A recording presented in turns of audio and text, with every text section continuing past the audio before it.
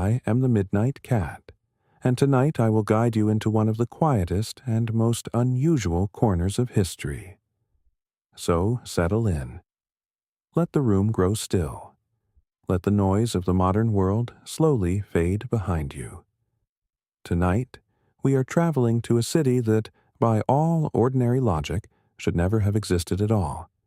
Imagine a city with almost no land of its own, no deep forests, no rich mines, no wide fields of grain, no great army waiting behind stone walls, only mud, salt water, wind, and a lonely lagoon stretching out beside the Adriatic Sea. It was a place built on shifting islands and shallow water, where the earth seemed too soft to carry the weight of houses, churches, markets, and palaces. It was a place where fog could drift over the canals in the early morning, where wooden boats moved quietly through narrow passages, and where the air smelled of salt, wet timber, fish, and distant trade.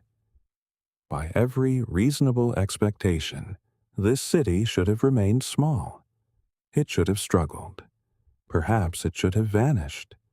And yet, for nearly 1,000 years, this strange and impossible place became one of the richest, most powerful, and most admired states in the world. This is the story of Venice, a city of water, a city of merchants, a city of marble, silence, patience, and ambition. And so, tonight, we may gently ask the question, how did they do it? How did a republic of traders living on small islands in a windswept lagoon build a vast maritime empire? How did a city with almost no natural resources become one of the great gateways between East and West? How did Venice rise from mud and fear into the shining republic known as La Serenissima, the Most Serene Republic? Tonight, we will follow that story slowly. We will look at the wisdom of its shipbuilders, who turned timber, rope, canvas, and skill into fleets that could cross the seas. We will sail quietly with Venetian ships into the world of the Crusades, where faith, trade, politics, and power moved together across the Mediterranean. We will follow its merchants as they searched for spices, silk, jewels, glass, and rare goods from distant eastern markets. And we will see how Venice became not only a city, but a bridge between worlds. This is a story of remarkable ingenuity. It is a story of careful politics. It is also the story of a long and beautiful decline, as the city that once stood at the center of global trade slowly became a place of memory, reflection, and fading grandeur. Before we begin our journey, please take a quiet moment to like the video and subscribe to the channel. It is a simple way to support these peaceful journeys through history, and it means a great deal. I am also always curious to know where in the world you are listening from, and what time it is where you are. So, if you would like, leave a comment and tell us where tonight has found you. And now, let us begin. Breathe slowly. Imagine the dark water beneath the moon. Imagine silent gondolas resting beside old stone steps. Imagine candlelight glowing behind windows, marble palaces reflected in the canals, and the faint scent of eastern spices drifting through the night air. Let us travel back to the beginning. The story of Venice does not begin with a grand plan. It begins with fear. It begins with people running for their lives. In the 5th century, the Western Roman Empire was falling apart. For centuries, Rome had shaped the lands around the Mediterranean. Its roads crossed mountains and plains. Its cities were filled with markets, baths, temples, and stone streets. Its laws and armies had once seemed almost eternal. But by this time, that old world was breaking. Northern Italy, once prosperous and connected, was torn by invasion, uncertainty, and war. Armies moved across the land. Towns that had once felt safe now trembled. Families listened for the sound of hooves, shouting, and the distant signs of smoke rising from another settlement. Among the most feared of these invaders were the Huns. They came from the east under their powerful leader Attila. To the people of Italy, they seemed like a storm moving across the land. Their mounted warriors could travel quickly. They could strike suddenly. And where they passed, many towns were left broken, frightened, and empty. As cities burned and old protections failed, the Roman citizens of the region, known as the Veneti, faced a terrible choice. They could remain on the mainland and risk destruction, or they could flee into a place where cavalry and armies could not easily follow. So they turned toward the lagoon. The Venetian lagoon on the coast of the Adriatic Sea was not a comfortable refuge. It was not a green island paradise. It was a vast, confusing world of shallow channels, mudflats, salt marshes, and small shifting islands. The ground was soft. The water was brackish. The winds could be harsh. The horizon was low and open, with little shelter from cold rain, heavy mist, or the pale winter sky. And yet this difficult place offered one precious gift: safety. A horse-mounted army could not simply ride into the lagoon. The water was too shallow for large ships in some places, too deep and confusing for soldiers in others. The channels twisted and changed. The mud could trap the careless. Only those who knew the waters could move through them with confidence. To the first Venetians, the lagoon became a natural fortress. It was not welcoming, but it was protective. The first people who settled there were not kings, nobles, or conquerors. They were refugees. They were fishermen, salt workers, farmers, craftsmen, and families who had lost the homes they once knew. They brought with them what they could carry: a few tools, a little food, memories of old towns, perhaps an icon, a cooking pot, a bundle of clothing, or a small piece of family silver hidden beneath a cloak. On those small, muddy islands they began again. Their new life was shaped by water from the very beginning. They fished in the lagoon. They gathered salt from the flats. They used boats instead of carts. They learned the moods of the tides, the currents, the storms, and the fog. Their community was not rooted in rich soil, but in the sea itself. The salt that surrounded them was not only a barrier from danger. It became part of their livelihood, part of their identity, and part of the quiet foundation of their future power. But one question remained. How does a people build a city of stone on a foundation of mud? The answer was one of the great achievements of early Venice. The Venetians developed a method that was patient, practical, and brilliant. They drove thousands upon thousands of long, sharpened wooden piles deep into the soft mud of the lagoon. These wooden posts were pushed downward until they reached a firm layer of packed clay beneath the water. There, hidden from the air, the wood did not rot in the usual way. Instead, it became hardened and preserved beneath the mud and salt water. Over time, these piles formed a dense underwater forest. Not a forest reaching upward toward the sky, but a forest turned upside down, buried beneath the city. On top of this hidden wooden foundation, the Venetians laid thick platforms of timber. Only after that could they begin placing the stone foundations of their homes, churches, warehouses, bridges, and palaces. Every building in Venice depended on this quiet work below the surface. The beauty above the water rested on patient labor beneath it. The marble, the bell towers, the glowing churches, the palaces with their delicate arches. All of it stood because of wooden piles driven deep into mud by people who had first come there seeking safety. This environment shaped the Venetians in ways no ordinary mainland city could have done.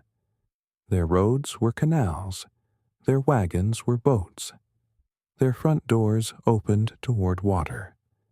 Children grew up hearing the splash of oars, the creak of wooden hulls, and the call of boatmen moving through narrow passages.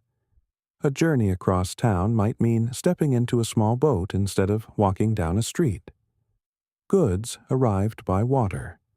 News arrived by water. Even power, wealth, and danger came by water. The daily struggle of living with the lagoon taught the Venetians to be practical. They learned to solve problems carefully. They learned to cooperate when they had to calculate risk, and to think in terms of tides, trade, and survival. Their city had been born from fear, but it would not remain only a refuge. The very thing that made Venice strange also made it powerful. It stood between worlds. It faced the sea, and in time it would learn how to turn that position into wealth. As the scattered settlements of the lagoon slowly grew into a single, thriving city, the Venetians faced another challenge. They needed leadership. Officially, Venice belonged to the distant Byzantine Empire, the eastern continuation of the Roman world. Its emperor ruled from Constantinople far away across the sea.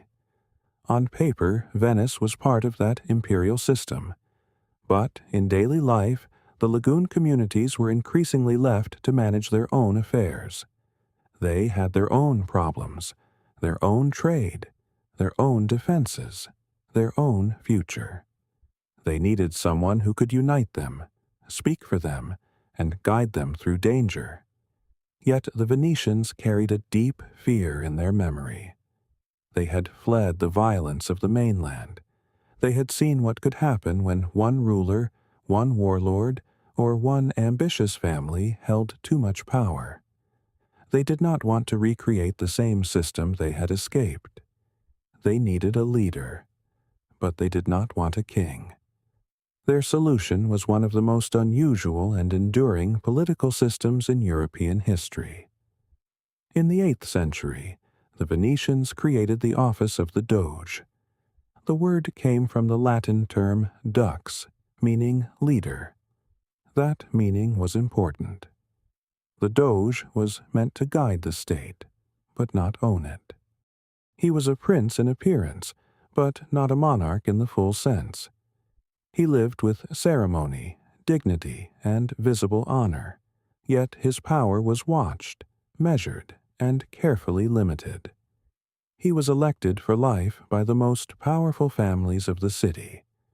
He did not inherit the position by birth. He did not pass it automatically to his son. The office gave Venice continuity, but it was never meant to give one man absolute rule. From the beginning, the Venetians understood something very clearly. A single ruler could be dangerous. A doge with too much ambition might try to turn the republic into a personal dynasty. He might place family glory above trade. He might drag the city into reckless wars. He might disturb the careful balance that allowed merchants to grow rich and the state to remain stable. And Venice, above all, needed stability. Its wealth depended on trust, contracts, ships, routes, markets, and long-distance relationships. Merchants had to believe that the city would remain orderly. Foreign powers had to believe that Venice could keep agreements. Families who invested in voyages had to believe that one man could not suddenly seize everything for himself. So the Venetians built a political machine designed to prevent that from happening. It was intricate. It was cautious. It was sometimes slow, but it endured. Venice became a republic, though not a democracy in the modern sense. Ordinary people did not rule the state. Power rested mainly in the hands of wealthy merchant families whose fortunes came from the sea. These families formed a rigid merchant oligarchy. They competed with one another. They watched one another. They married into one another, and together they guarded the Republic from the dangers of both chaos and tyranny. The doge stood at the center of the state, but he was surrounded by councils, customs, laws, and restrictions. His robes were splendid. His palace was magnificent. His ceremonies could impress visitors from across Europe and beyond. But behind the beauty of the office, Venice made sure that no doge could easily become a king. This balance between ceremony and control became one of the secrets of Venetian survival. The city had risen from mud, saltwater, and fear. Now, with its canals, ships, merchants, and careful government, it was beginning to become something far greater. A quiet refuge was turning into a sea power, and the long story of Venice was only beginning. At the heart of Venice's political world stood the Great Council. This was the great assembly of the Venetian nobility, made up of members from the city's leading families. These were the families whose names were tied to ships, warehouses, trade routes, marriages, and old fortunes built slowly across the sea. The Great Council became the deepest source of political authority in Venice. From it came the smaller councils and committees that managed the city's affairs. These bodies watched over trade, justice, diplomacy, war, finance, and the delicate balance of power within the Republic. The doge, though grand in appearance, stood inside this system rather than above it. He wore fine robes. He lived in a magnificent palace. He appeared in ceremonies that filled the city with color, bells, banners, and solemn ritual. But beneath all that splendor, he was bound tightly by law. He was less a king than a constitutional figure, surrounded by promises, limits, and watchful eyes. When a new doge took office, he swore an elaborate oath that carefully defined what he could and could not do. The Venetians did not trust power when it gathered too closely around one person. Their caution was almost astonishing. The doge could not choose his own successor. His sons were not allowed to hold public office while he ruled. His official letters could be opened and read by state censors before they were placed in his hands. Even leaving the city of Venice required permission from his own councils. In most places, such restrictions would have seemed humiliating for a ruler. But in Venice, they were part of the design. The state mattered more than the man. The Republic had survived too much, and depended on too much, to risk being taken over by one ambitious family. To guard itself even more carefully, Venice created one of the most famous and feared institutions in its history. This was the Council of Ten. It was a small and secretive committee, formed to protect the state from internal danger. Its task was to uncover treason, conspiracies, corruption, and hidden threats against the Republic. It worked quietly, often behind closed doors, and its reach was long. In the narrow streets and shadowed squares of Venice, people knew that the state was always listening. Citizens could denounce one another anonymously by placing written accusations into special stone letter boxes set into the walls of the city. Some of these boxes were carved in the shape of a lion's mouth, known as the Bocche di Leone, or the mouths of the lion.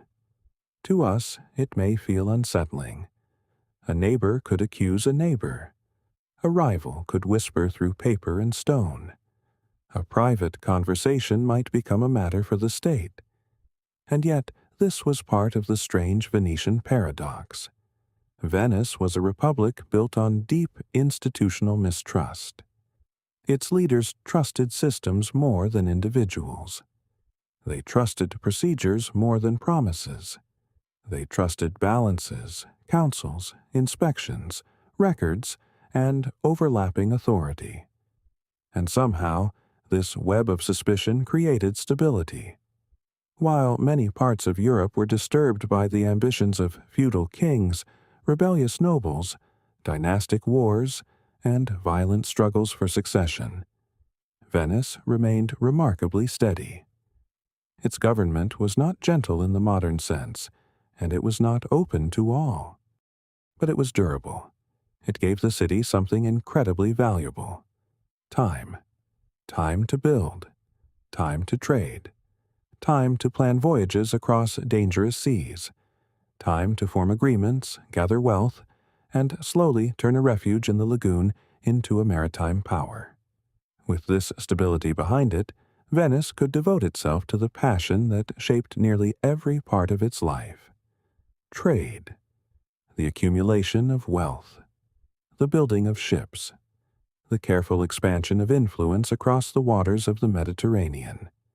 But in the earliest centuries of its rise, Venice was not yet fully independent. It lived under the long shadow of the greatest Christian power of the Eastern world, the Byzantine Empire. This was the Eastern Roman Empire, the continuation of Rome in the East. Its capital was Constantinople, one of the most magnificent cities on earth.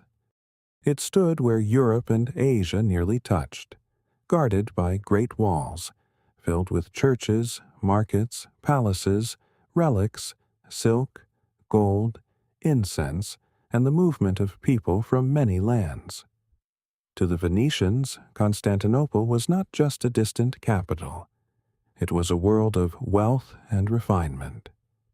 Officially, Venice was a Byzantine duchy, a distant and semi-autonomous province within that ancient imperial order. It was small compared with the empire, but its location gave it a special value. This connection shaped the early character of Venice in quiet and lasting ways. Venice was a city between two worlds. Geographically, it belonged to the West, but in its art, religion, ceremony, diplomacy, and imagination, it looked toward the East. The golden mosaics that began to glow inside St. Mark's Basilica were created by Byzantine masters, or in the Byzantine style. Their light shimmered across walls and domes, like candle flames caught in glass and gold. Visitors who stepped inside would have felt not only the power of Venice, but also the deep influence of Constantinople. The East was present in the very beauty of the city. This relationship gave Venice something more practical as well: access. Through its connection to the Byzantine Empire, Venetian merchants gained entry into some of the richest and most sophisticated markets in the known world. They could move through ports, warehouses, and trade routes that linked the Mediterranean with the Black Sea, the Levant, and the wider networks of Asia. The Venetians understood the value of this position. They were loyal when loyalty served them. They were helpful when help brought profit. They were practical subjects of the empire, always watching for advantage. Their navy was growing stronger, and in time it became one of the finest in the region. The Byzantine emperor often needed naval help to fight Norman and Arab threats in the Mediterranean. Venice could provide that help. Its ships, sailors, and commanders were useful, but Venetian service was rarely given without reward. The most important reward came in the year 1082. At that time, the Byzantine Emperor Alexios I Komnenos faced serious danger and urgently needed Venetian naval support. In exchange for the service of the Venetian fleet, he issued an imperial decree known as a Golden Bull. This decree changed the future of Venice. It granted Venetian merchants extraordinary trading privileges throughout much of the Byzantine Empire. They were allowed to trade without paying taxes in many of the empire's major ports, including Constantinople itself. They were also given their own district and docks in the imperial capital. For Venice, this was a tremendous victory. It meant that Venetian merchants could buy and sell at lower cost than many of their rivals. They could move goods more profitably. They could build stronger commercial networks. They could challenge other Italian maritime cities such as Genoa and Pisa from a position of advantage. For the Byzantine Empire, however, the gift carried a hidden cost. The empire was now losing large amounts of tax revenue from trade that passed through its own ports. Venetian merchants grew richer inside Byzantine territory, while the empire itself gave up part of its economic strength. Slowly, the relationship began to change. The Venetians had once been useful servants of the empire. Now they were becoming powerful partners, then rivals, then something even more dangerous. In the streets and markets of Constantinople, resentment began to rise. The people of the imperial capital saw Venetian merchants growing wealthy in their city. They saw foreigners controlling important parts of commerce. They saw arrogance, privilege, and profit moving through docks and warehouses that should have enriched the empire itself. The Venetians, for their part, saw opportunity everywhere.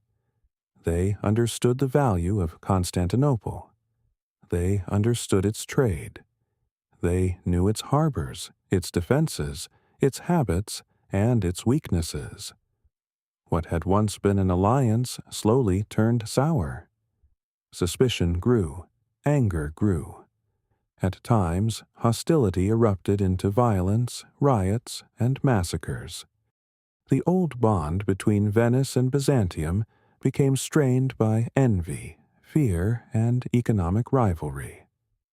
By the end of the 12th century, the connection had changed completely.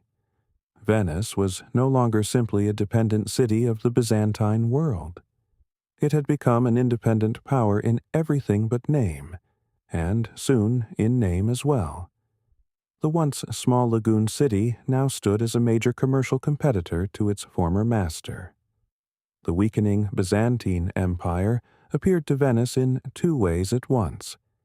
It was a threat to Venetian interests, and it was an opportunity for trade, an opportunity for influence, and in time, an opportunity for plunder. The Venetians knew the secrets of Constantinople's wealth. They knew the routes by which goods moved. They knew where power had grown fragile. And they knew that the empire, though still magnificent, was not as strong as it had once been. This long and complicated history of service, privilege, resentment, and rivalry is essential to understanding what came next. The events that followed would shock the Christian world. But before Venice could fully step into that new and dangerous chapter, its leaders felt the city needed something more than ships, laws, and trade. It needed a sacred center. It needed a spiritual heart worthy of its growing power. And so, as Venice drifted farther from its old Byzantine master, it began to shape its own identity around a symbol that would become inseparable from the city itself. A rising power needed more than ships, merchants, and careful laws. It needed a sacred protector. It needed a patron saint whose name carried weight across Christendom, a saint whose prestige could stand beside the great holy figures honored in Rome and Constantinople. For Venice, this was not only a religious matter, it was political. It was symbolic. It was a statement about who the Venetians believed they were becoming. Their existing patron was a lesser Byzantine figure, and to many Venetians, that connection was a quiet reminder of their old dependence on the Byzantine Empire. If Venice wished to see itself as truly independent, then it needed something greater. It needed a relic of the highest order. and so the Venetians turned their attention toward one of the most honored figures in the Christian world, Saint Mark the Evangelist. There was only one difficulty. The body of Saint Mark was not in Venice. It rested far away in a shrine in Alexandria, Egypt, a city that was then under the rule of the Muslim Caliphate. To bring Saint Mark to Venice would require daring, planning, and a willingness to cross the uncertain boundary between devotion and theft. In the year 828, two Venetian merchants, Buono da Malamocco and Rustico da Torcello, set out on an extraordinary mission. Their goal was not ordinary trade. They were not sailing only for spices, silk, grain, or silver. They were sailing for a saint. The plan was bold, dangerous, and deeply controversial. It was a holy theft, an act of religious larceny carried out in the belief that Venice was meant to become the new home of the evangelist. The two merchants traveled to Alexandria, moving through a city of markets, churches, mosques, warehouses, sailors, officials, and desert light. There, through a mixture of persuasion, bribery, and careful pressure, they convinced the keepers of St. Mark's shrine to let them take the body. According to the Venetian story, they argued that the relic was in danger. They claimed that local rulers might desecrate the holy remains, and that the safest place for St. Mark was Venice. In this way, their theft was dressed in the language of protection. What might have looked like robbery could also be described as rescue. But the most difficult part still lay ahead. They had to smuggle the body past the customs officials at the port. This was the moment when Venetian cunning entered the legend. The merchants placed the body of St. Mark inside a large basket. Then they covered it with layers of pork and cabbage leaves. As the story was later told, when the Muslim officials came to inspect the cargo, they recoiled from the pork, which they considered unclean. Disgusted by what they saw, they did not search deeply. Instead, they waved the vessel through. The plan had worked. Quietly, carefully, and under a covering of food, one of the most important relics in the Christian world was carried away from Alexandria and brought across the sea. When the body of St. Mark arrived in Venice, the city was transformed. This was not merely the arrival of a relic, it was the arrival of a new identity. The people of Venice celebrated. Bells rang. Processions moved through the city. The lagoon city, once a refuge of frightened families on muddy islands, now possessed the body of an evangelist. Venice was no longer only a former province in the shadow of Byzantium. It could now present itself as a sacred city in its own right, a destination for pilgrims, a place of divine favor, a city whose spiritual authority could stand proudly beside the great centers of the Christian world. To house the remains of St. Mark, the Venetians commissioned a magnificent basilica. St. Mark's Basilica would become one of the great symbols of the Republic. With its domes, arches, columns, and golden mosaics, it rose beside the doge's palace as both a religious and political heart of the state. Inside, candlelight shimmered over gold. The surfaces seemed to glow in the dimness. The Eastern influence of Byzantine art remained visible everywhere, but now it served Venice itself. What had once linked the city to its former master had been transformed into a language of Venetian greatness. With St. Mark came another powerful symbol. The traditional emblem of St. Mark the Evangelist was the winged lion. Venice adopted it completely. The lion of St. Mark became the image of the Republic, often shown with wings spread wide and a book held beneath one paw. Over time, this lion appeared everywhere. It was stamped onto coins. It flew from the banners of Venetian ships. It was carved into gates, walls, fortresses, public buildings, and the entrances of cities that Venice would later control. Where the lion appeared, Venice had placed its mark. The theft of St. Mark's body was more than an act of religious devotion. It was a declaration. Venice was no longer content to remain a small lagoon city, dependent on older powers and distant emperors. It was claiming sacred legitimacy for itself. It was building a divine foundation beneath its political ambition. The Republic now had stable government. It had a powerful patron saint. It had a symbol that could travel across seas and stand above conquered ports. And it had something else as well. Ships. More and more ships. Venice was becoming a naval power of remarkable strength. Its fleet was strong enough to serve, when useful, as a mercenary force for the Byzantine emperor himself.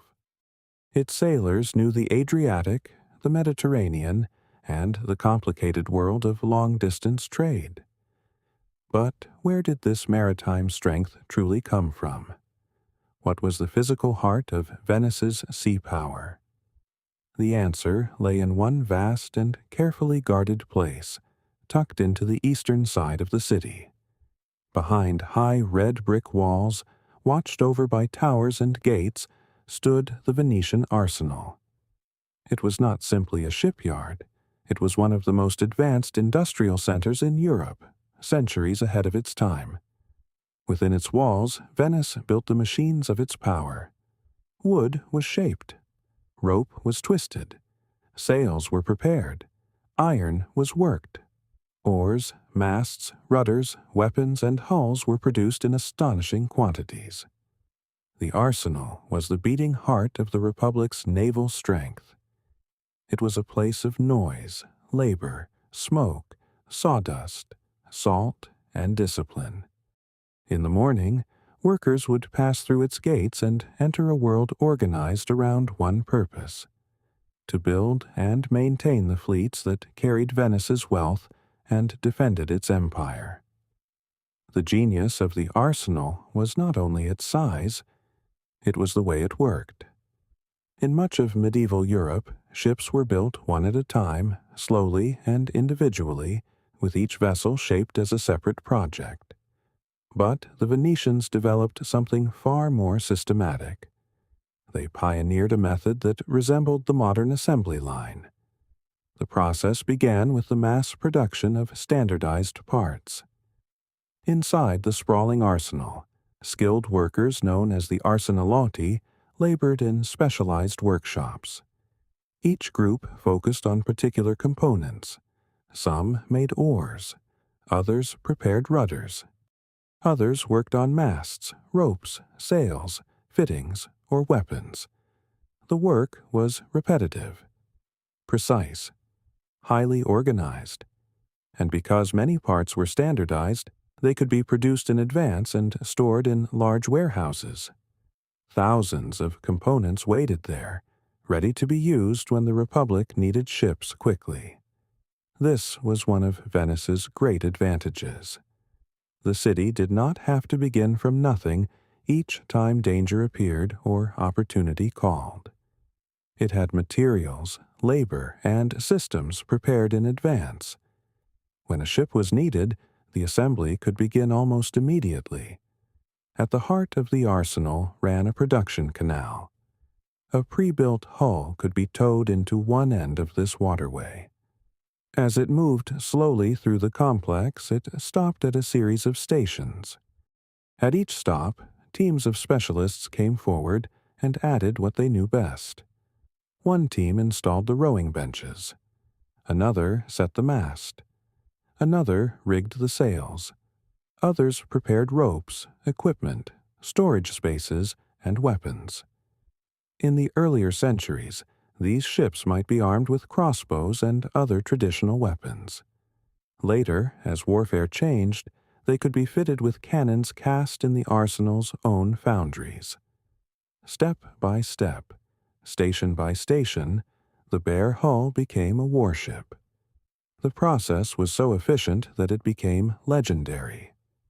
A famous story tells of a visiting dignitary who watched a new war galley assembled and armed in the time it took him to eat a long, leisurely dinner. Whether every detail of the story is exact or not, it captured something true about Venice. The arsenal could move with astonishing speed. At the height of its power, Venice was said to be capable of outfitting and launching a fully equipped warship in a single day. For any rival, this was a frightening advantage. A navy usually required long preparation. Wood had to be cut, shaped, fitted, and supplied. Crews had to be organized. Weapons had to be gathered. Time was often the difference between victory and defeat. But Venice could respond quickly. Its strength was not only in brave sailors or wealthy merchants, it was in organization. It was in preparation. It was in the quiet discipline of thousands of workers behind red brick walls, building the fleet that carried the Republic across the sea. The city of mud and saltwater had learned to master wood, rope, wind, and war. And with the arsenal at its heart, Venice was ready to become a maritime power unlike any other in Europe. In times of war, the arsenal gave Venice an almost unbelievable advantage. While other powers might need months to gather ships, materials, crews, and weapons, Venice could move with astonishing speed. The Republic could call upon its stores of timber, rope, sails, oars, metal, and weapons, and suddenly a great fleet could begin to take shape. To Venice's enemies, this must have seemed almost unreal. A city of canals and islands could, in a short time, send a powerful navy out across the water, fully equipped and ready for war. This speed was one of the secrets of Venetian strength, and the people who made it possible, the Arsenalotti, were not ordinary workers. They formed an elite and respected class within the city. They were employed by the state, and their work was considered essential to the survival of the Republic. In return for their skill and loyalty, they received rare security. Many had lifelong employment, pensions, and housing for their families. For a medieval worker, this was an extraordinary privilege. But it came with responsibility. The Arsenalotti were expected to be loyal. They were expected to be disciplined, and above all, they were expected to keep the secrets of the arsenal hidden. They knew how Venice built its ships. They knew how materials were stored, how hulls were assembled, how weapons were fitted, and how the entire machine of naval power moved so quickly. These were not small secrets. They were among the most valuable military and industrial secrets in Europe. The arsenal was therefore more than a place of labor. It was a fortress. Its high red brick walls did not only protect Venice from enemy attack. They also guarded the Republic from the eyes of rival powers. Genoa, Pisa, and other maritime competitors would have dearly loved to understand how Venice could build, repair, and launch ships with such efficiency. But the arsenal kept its silence. Behind its walls, the sound of saws, hammers, ropes, and moving water continued day after day. Workers shaped the instruments of empire while the city outside went about its quieter rhythms. Merchants weighing goods, gondolas passing beneath bridges, bells ringing from church towers, and candlelight glowing in windows as evening settled over the lagoon. The arsenal was the physical expression of Venetian genius. It showed the qualities that had shaped the Republic from the beginning: patience, practicality, organization, secrecy, and a deep understanding of the sea. The Doge's palace gave Venice political direction. Its councils gave the state discipline and continuity. But the arsenal gave Venice its weapon. It allowed a small city built on mud and saltwater to project power across the Mediterranean. The strength forged inside those guarded workshops was not hidden forever. Once, each year, Venice displayed its relationship with the sea in a ceremony unlike anything else in Europe. This took place on the Feast of the Ascension. On that day, the city celebrated its most important public ritual, a ceremony that expressed the soul of the Republic with golden splendor and quiet certainty. It was called the marriage to the sea. The center of the ceremony was the Doge's great state barge, known as the Bucintoro. This was not a warship. It was a floating palace. It was a masterpiece of Venetian craftsmanship, built not for battle but for spectacle, ceremony, and meaning. The Bucintoro was a large, double-decked vessel, rowed by some of the finest oarsmen of the arsenal. Its surfaces were covered in elaborate carvings of mythological figures, symbols of power, and scenes of glory.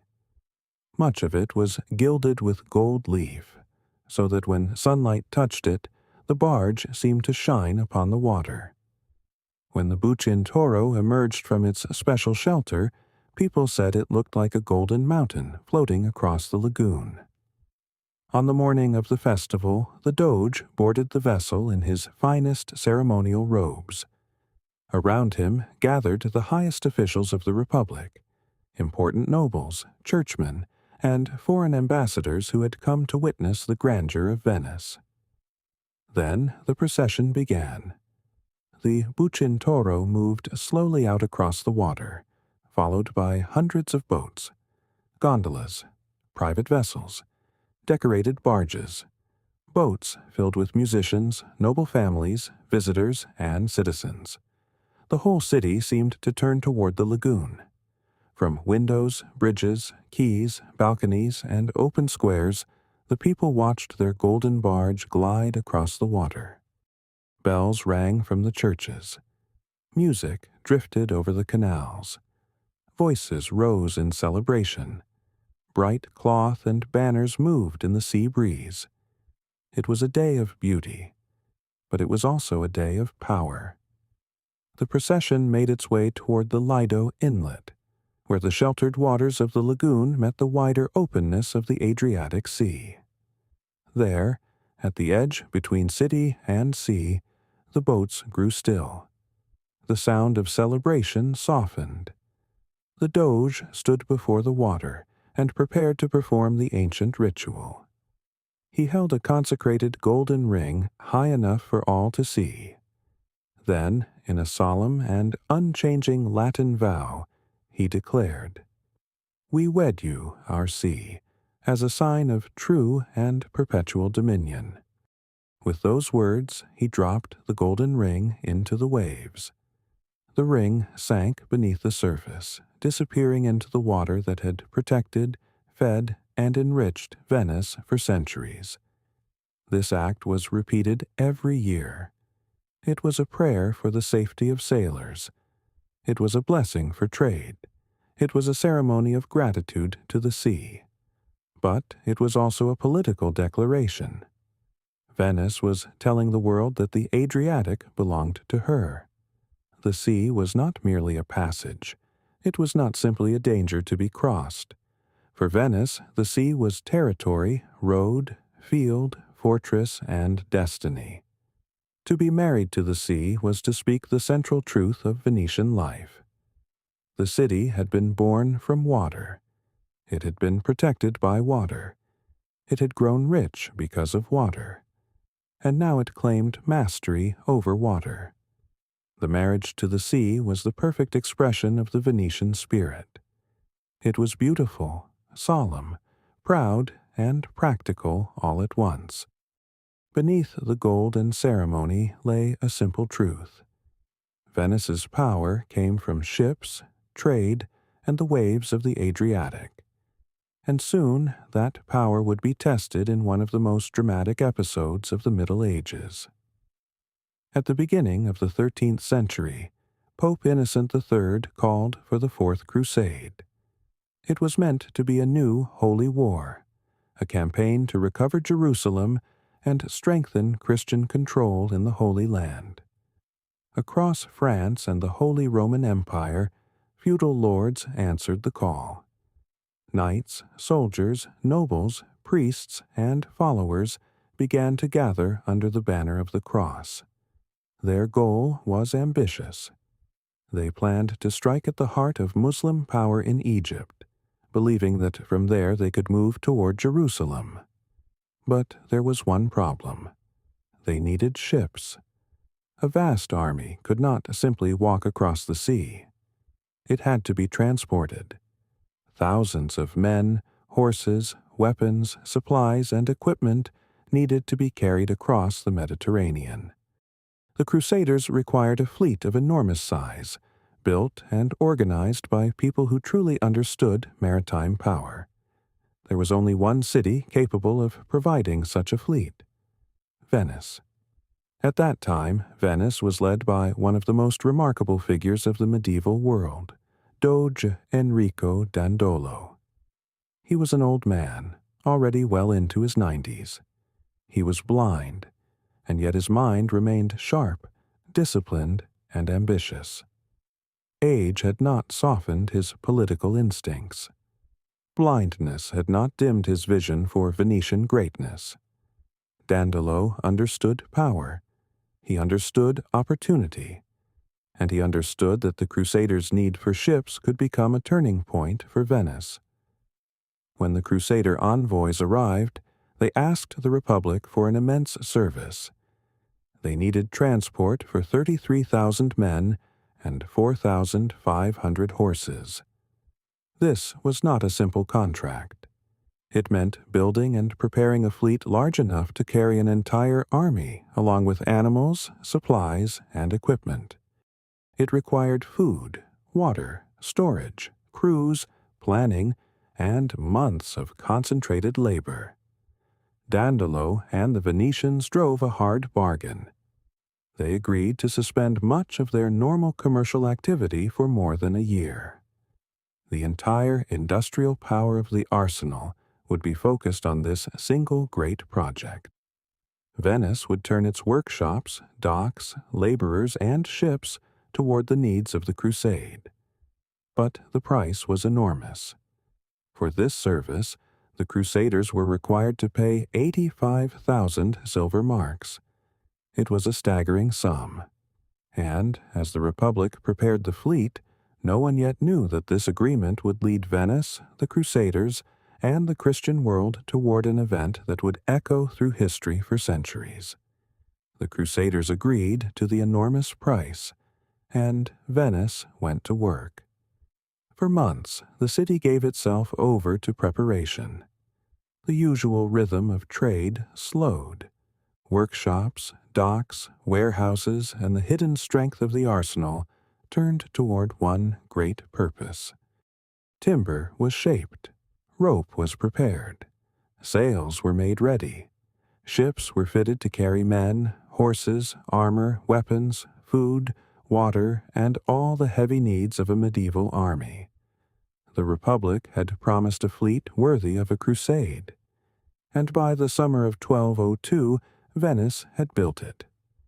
That summer, the Crusader army finally arrived at the Lido of Venice, the long island that guarded the entrance to the lagoon. But almost immediately, a crisis began. The army was far smaller than expected. Many knights had taken other routes. Others had never come at all. Some had abandoned the journey before it truly began. The result was simple and disastrous. The Crusaders could not pay the full amount they had promised. They had agreed to pay 85,000 silver marks, but now they could offer only a fraction of that enormous sum. For the Crusaders, this was a humiliation. For Venice, it was a financial danger. The Republic had suspended much of its normal commerce for more than a year. It had poured labor, money, timber, and skill into the fleet. Now that fleet sat waiting in the harbor, expensive and unused. A foreign army, armed and restless, was stranded on an island in the lagoon. The men had taken sacred vows. They wanted to cross the sea, but they had no way forward and no money to pay the city that had built their ships. It was in this moment of uncertainty that the blind old doge, Enrico Dandolo, revealed the full sharpness of his political mind. He offered the Crusaders a way out. They could pay the rest of their debt, he suggested, not with silver, but with service. Their first destination would not be Egypt. It would not yet be the Holy Land. Instead, they would help Venice attack the city of Zara. Zara stood on the Dalmatian coast across the Adriatic. It was a Christian city, and it was also a commercial rival of Venice. To the Venetians, it was a problem that needed to be solved. To the Crusaders, however, the proposal was deeply troubling. They had sworn to fight the enemies of Christ. Now they were being asked to attack fellow Christians for the benefit of Venetian trade. Many were shocked. Some protested. Some felt that their holy mission had been taken from them and turned toward a political purpose that had little to do with Jerusalem. A number of crusaders left in anger and disgust. But most of the army was trapped. They had no money. They had no ships without Venice.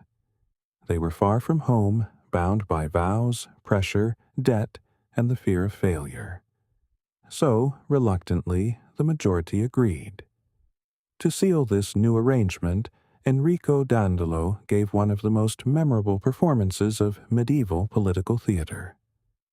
During a solemn mass in St. Mark's Basilica, beneath golden mosaics and the quiet gaze of the city's sacred patron, the old doge stood before the people. Though he was blind and very advanced in age, he declared that he himself would take the cross and join the crusade. It was a powerful moment. The crowd saw not only a ruler, but a symbol.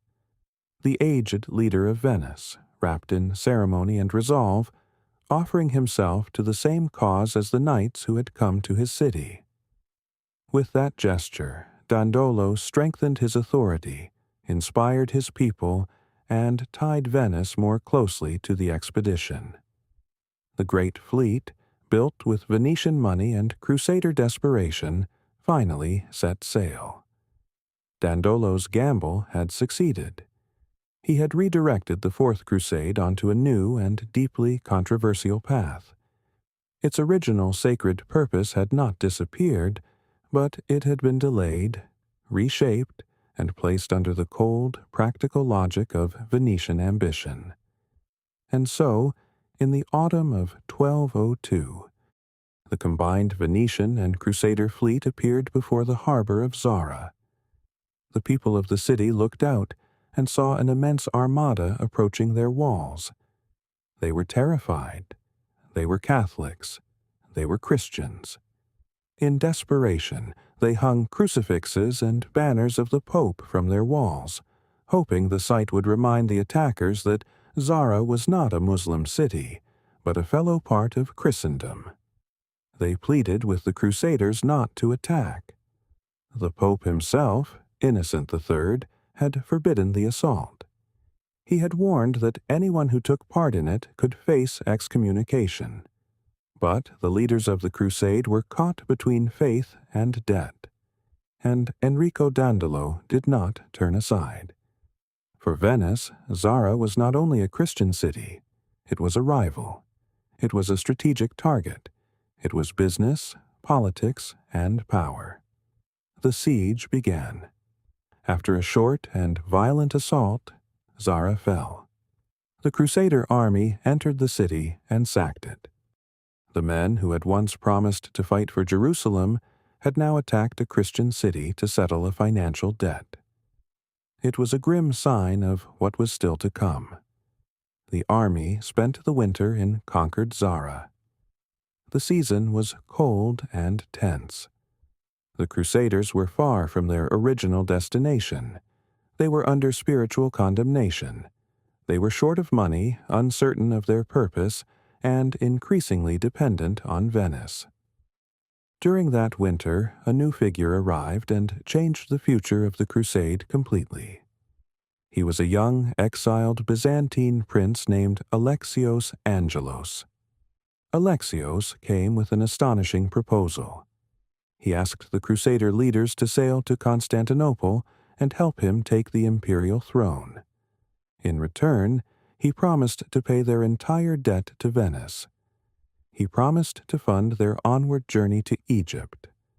And he promised to bring the Orthodox Church under the authority of the Pope. For the French and German knights, this offer seemed to provide a new justification.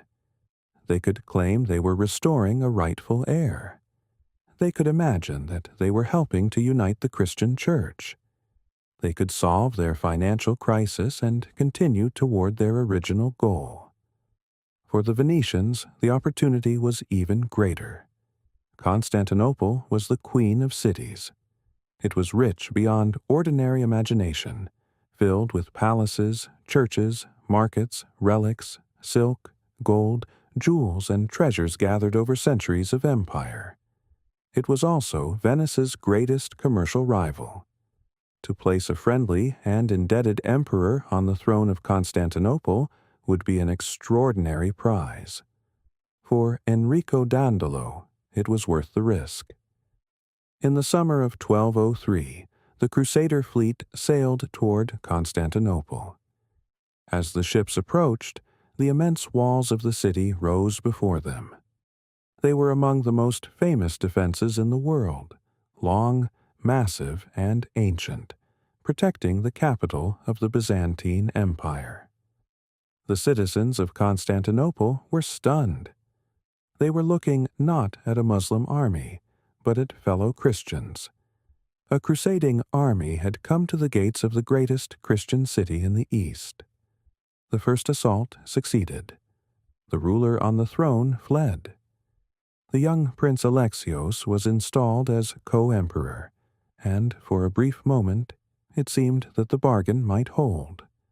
But the victory did not last. The new emperor soon discovered that the treasury could not provide the vast sums he had promised.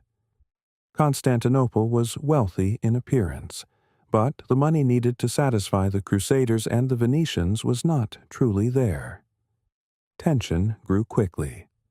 Outside the walls, the Crusader army waited for payment. Inside the city, anger rose among the people. They resented the foreign soldiers camped nearby. They resented the emperor who had returned with Western armies. They resented the promises made in their name. Soon, a popular uprising overthrew Alexios. The young emperor, who had promised so much, was brutally murdered.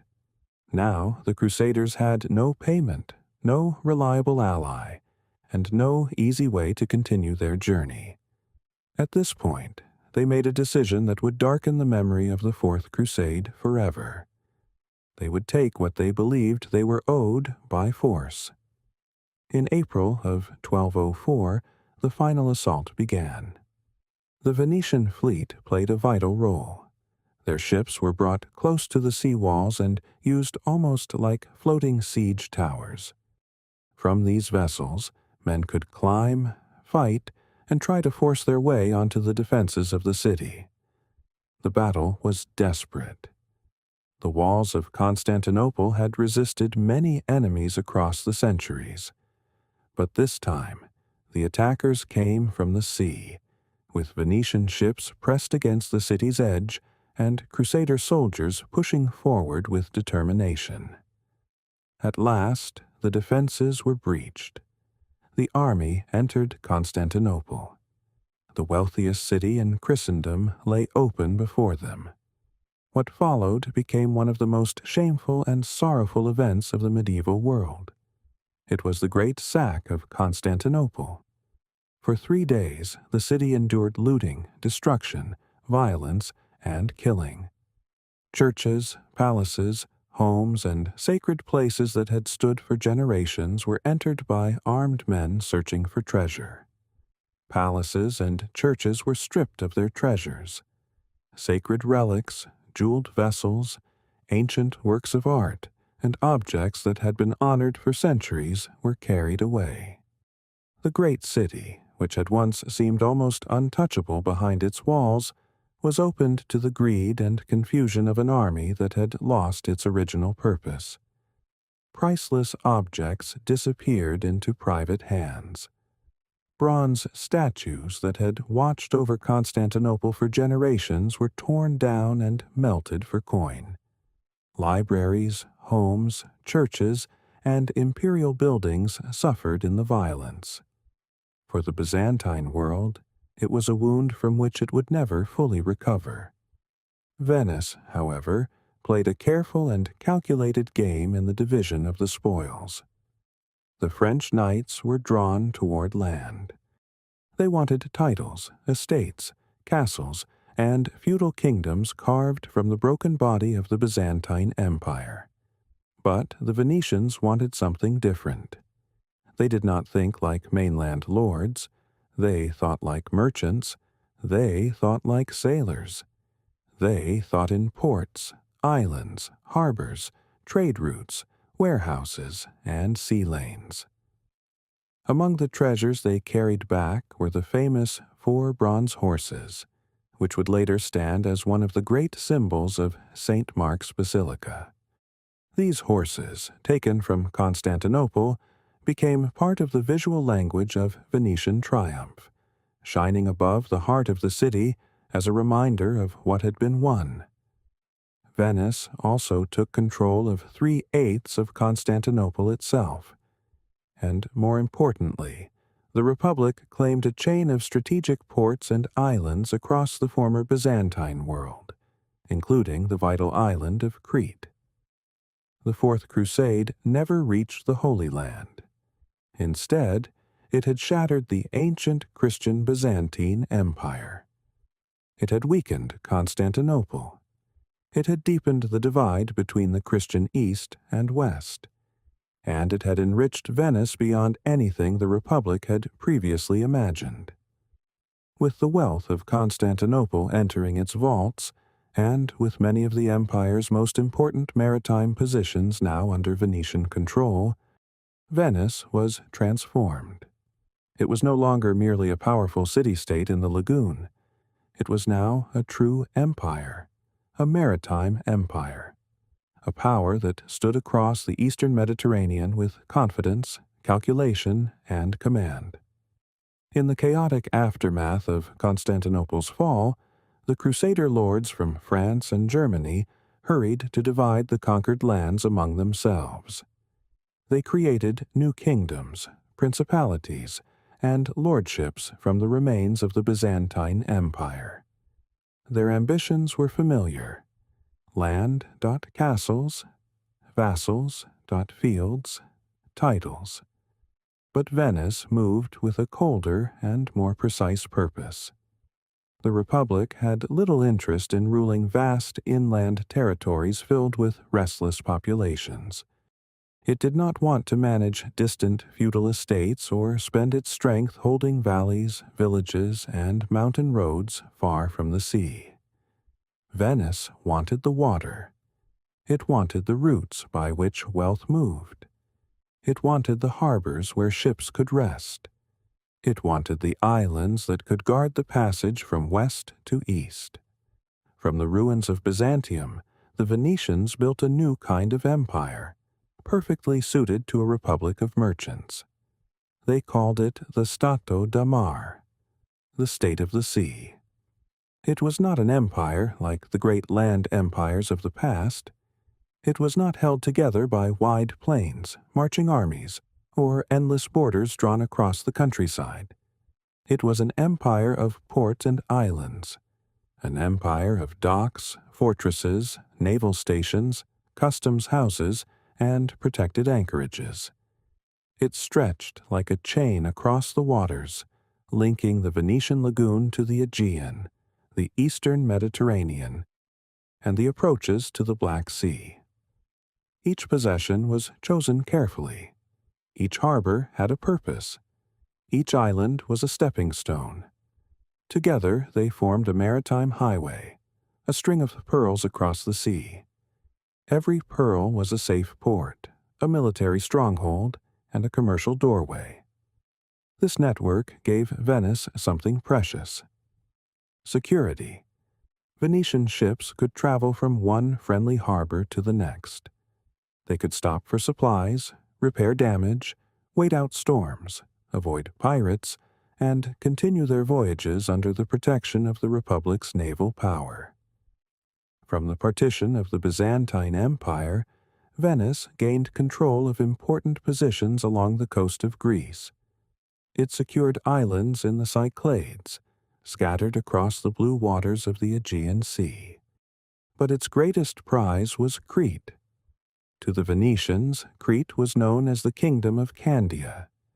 It became their most important overseas colony. Large, fertile, and perfectly placed, Crete allowed Venice to dominate the shipping lanes of the eastern Mediterranean. It stood between worlds, watching over routes that connected the Aegean, Egypt, the Levant, and the wider sea. For centuries, Crete served as a naval base, a commercial center, and a source of valuable goods. It was one of the central pillars of Venetian overseas power. But the Stato da Mar was not an empire of settlement in the usual sense. It was a commercial and military machine. Every piece of it served the larger system. The islands and ports gave Venetian merchant galleys safe places to rest, resupply, and shelter from storms. They provided bases where Venetian warships could be stationed, allowing the Republic to patrol sea lanes and project power far from the lagoon. They also acted as gathering points for goods. Local products could be collected, stored, taxed, and sent onward to Venice, where they entered the markets, warehouses, and counting houses of the city. Life in these colonies was usually overseen by a Venetian governor. He was often a nobleman sent from the city to represent the Republic and manage local affairs.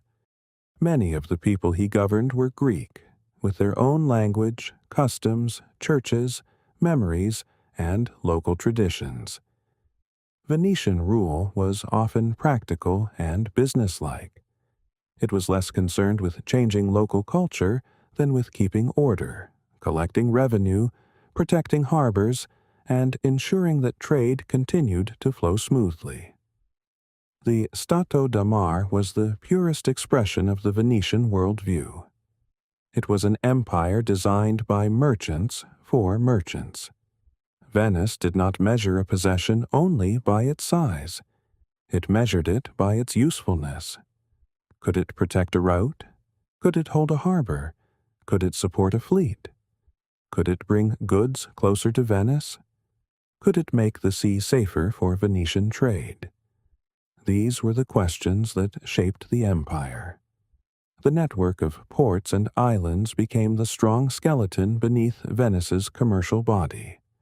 It supported the movement of ships, sailors, spices, silk, grain, timber, metals, glass, and precious goods across the Mediterranean. With this structure in place, Venice could control the flow of wealth from east to west with unmatched efficiency. The city had first built itself on water. Now it had built an empire on water as well. The Venetian empire of islands and ports existed to guide the riches of the east back toward the lagoon. But one Venetian journey would go far beyond even these familiar trade routes.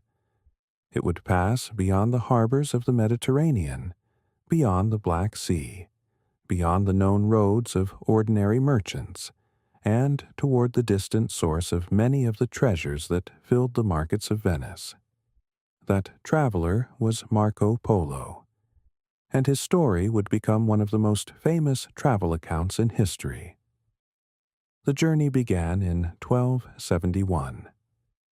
Marco was only 17 years old when he left Venice with his father and uncle. They were merchants, experienced in the difficult art of long-distance trade. They understood risk, bargaining, foreign customs, and the patient movement of goods across enormous distances. But this was no ordinary trading voyage. They were not simply crossing the Adriatic or sailing from one Mediterranean port to another. Their journey would take them overland, deep into Asia, along the legendary network of routes known as the Silk Road. For 3.5 years, the Polos traveled. They crossed the mountains of Anatolia. They moved through the deserts and cities of Persia. They climbed toward the towering Pamir Mountains, sometimes called the roof of the world. The journey was slow, exhausting, and dangerous. There were deserts where heat shimmered above the ground. There were cold passes where the air grew thin and sharp. There were caravan routes lined with dust, stone, and silence. There were nights spent under unfamiliar stars, beside small fires, with animals resting nearby and distant mountains fading into darkness. For a young Venetian, raised in a city of canals, bells, markets, and salt air, the world must have seemed to grow larger with every mile. Marco Polo was moving beyond the empire of Venice, beyond the sea, beyond the known horizon of most Europeans, and slowly, step by step, he was traveling toward the court of one of the most powerful rulers on earth. At last, after years of difficult travel, the Polos reached their destination. They arrived at the rich and almost legendary court of Kublai Khan, the Mongol Emperor of China. To Europeans of that time, this world seemed distant beyond imagination. It lay far past the familiar ports of the Mediterranean, beyond the deserts, mountains, and caravan roads that only the most determined travelers could cross. The court of Kublai Khan was vast, ordered, and filled with splendor.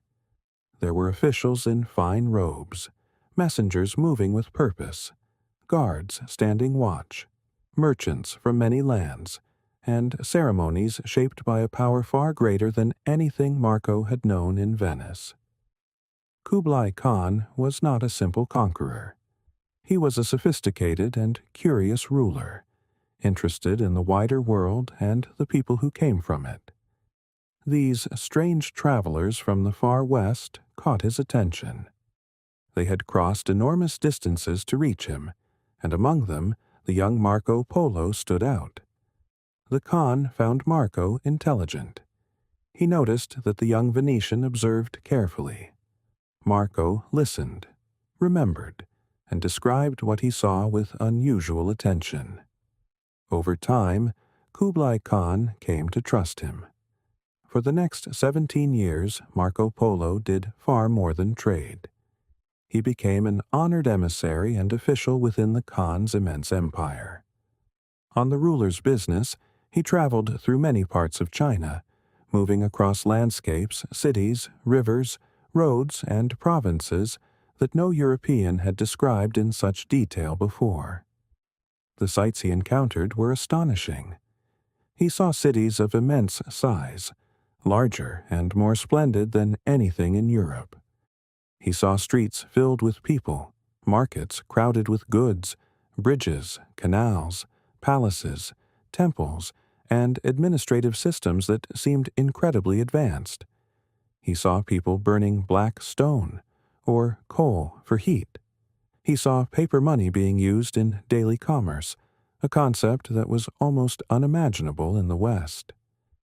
He learned about the efficient Mongol postal system, with its relay stations, riders, and organized communication across enormous distances. He heard stories of the islands of Japan, lying far out across the sea. To Marco, the world must have seemed to open wider and wider. He had left Venice as a young man, from a city of canals, ships, bells, and merchant houses. Now he moved through an empire so large that it stretched beyond the limits of ordinary European understanding. For 24 years, the Polos remained away from home. At last, they received the Khan's permission to return. The journey back was dangerous in a different way. This time, they traveled by sea, passing through the South China Sea and across the Indian Ocean. Their ships moved through warm waters, strange ports, monsoon winds, and routes filled with risk. Storms, illness, pirates, and uncertainty followed every voyage across such distances. Finally, in 1295, they returned to Venice. They had been gone for so long that they were almost unrecognizable. Their clothes were worn and strange to Venetian eyes. They were dressed in tattered Mongol garments, weathered by travel and time. According to legend, even their own relatives did not believe at first that these rough-looking men were truly the long-lost Polos. To prove who they were, the travelers cut open the seams of their old clothing. Hidden inside, sewn carefully to protect them from pirates and bandits, were precious jewels. Rubies, sapphires, diamonds. They spilled out onto the table, glittering proof of the distant world from which the Polos had returned. Marco Polo's story, however, was not finished. A few years after his return, Venice was once again at war with its great rival, Genoa. The rivalry between Venice and Genoa was one of the defining struggles of medieval Mediterranean history. Both cities lived by the sea. Both were republics of merchants. Both built fleets, controlled trade routes, and sought wealth from the east. They were, in many ways, powerful twins, and neither wished to accept the other as master of the sea. Marco Polo, now a wealthy man, commanded his own galley in the Venetian fleet during the Battle of Curzola in 1298. The battle ended badly for Venice. The Venetians were defeated, and Marco Polo was captured by the Genoese. He was taken prisoner and held in Genoa. It was there, inside a prison cell, that the most famous part of his life truly began. In captivity, Marco met a writer of romances named Rustichello da Pisa. To pass the time, Marco began telling the story of his long journey. Rustichello listened and wrote it down, shaping the memories of the Venetian traveler into a book. That book became known as The Travels of Marco Polo. It spread quickly.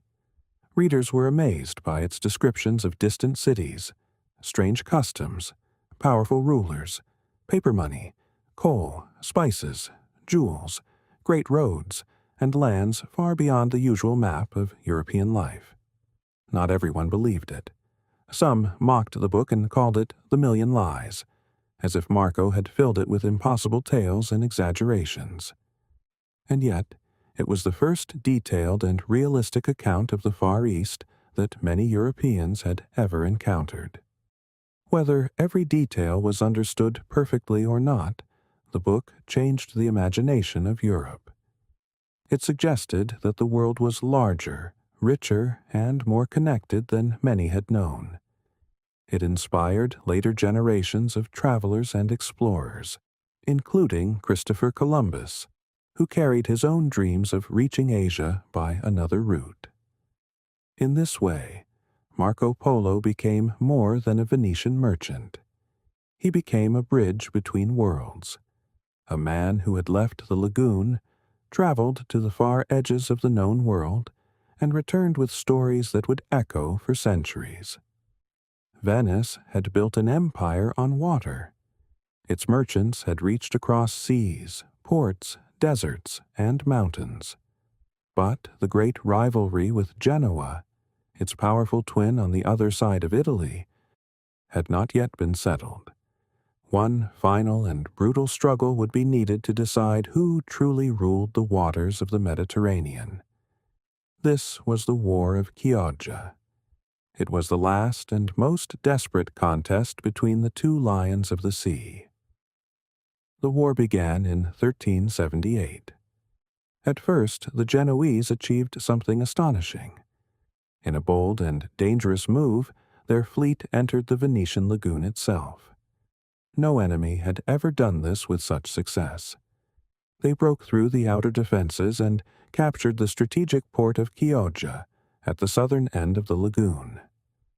For the first time in its history, Venice faced a direct threat inside its own watery home. The lagoon that had protected the city for centuries was now partly occupied by the enemy. It was one of the darkest moments in the history of the Republic. The Genoese were at the gates. Their fleet established a blockade, cutting Venice off from the sea. This was a deadly danger, because the sea was Venice's source of food, wealth, trade, and survival. Without open water, the city began to suffer. Supplies grew scarce.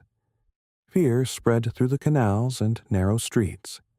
The people of Venice, so used to the sea as protector and provider, now saw that same sea controlled by their greatest rival.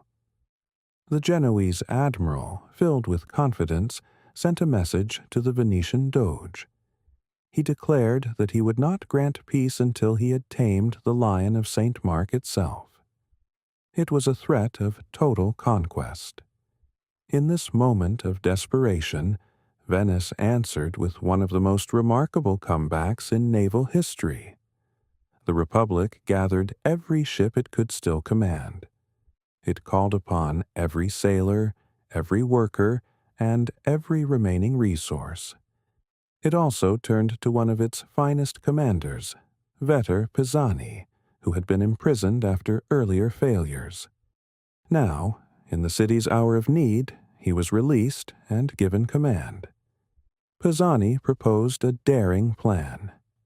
If the Genoese had blockaded Venice, then Venice would blockade the blockaders. Under cover of night, the Venetian fleet sailed south toward the channels leading out of the Chioggia lagoon. These passages were the Genoese fleet's only escape routes. There, the Venetians sank old, heavy ships filled with stone. One by one, the channels were blocked. The exits were sealed. The Genoese fleet, which only recently had seemed victorious, was suddenly trapped inside the harbor it had conquered. The situation had completely reversed. The siege of Venice became the siege of Chioggia. For 6 long and difficult months, the Venetians held their position.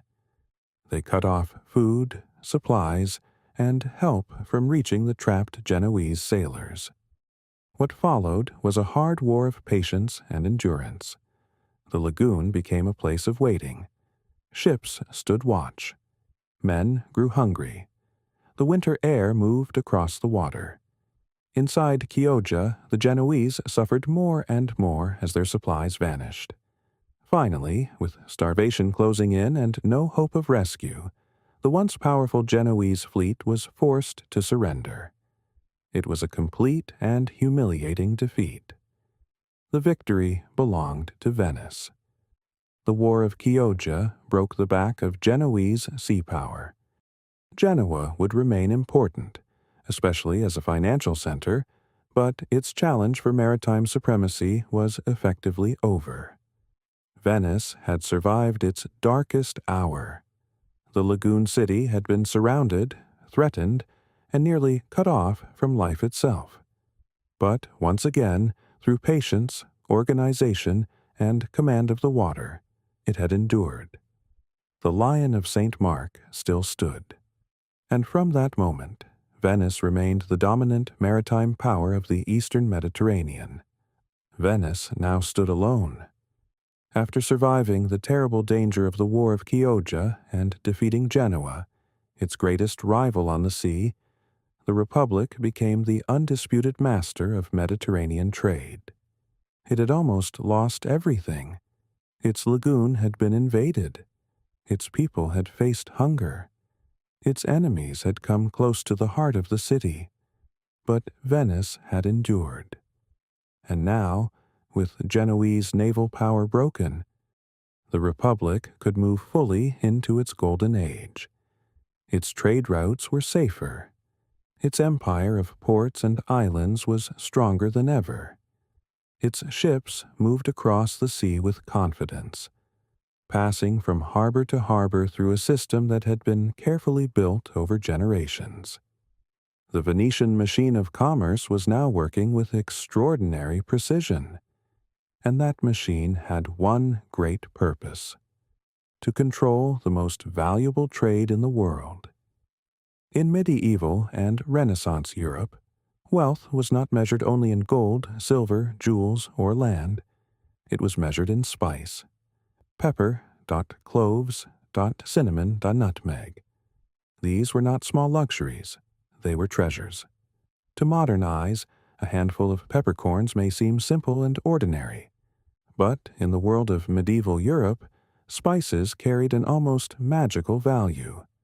They came from lands so distant that most Europeans could barely imagine them. Their origins in the Spice Islands and Far Eastern markets were wrapped in rumor, mystery, and wonder. Spices were used to flavor food. They helped to preserve meat. They were used in medicine. They appeared at noble tables as signs of refinement, wealth, and status.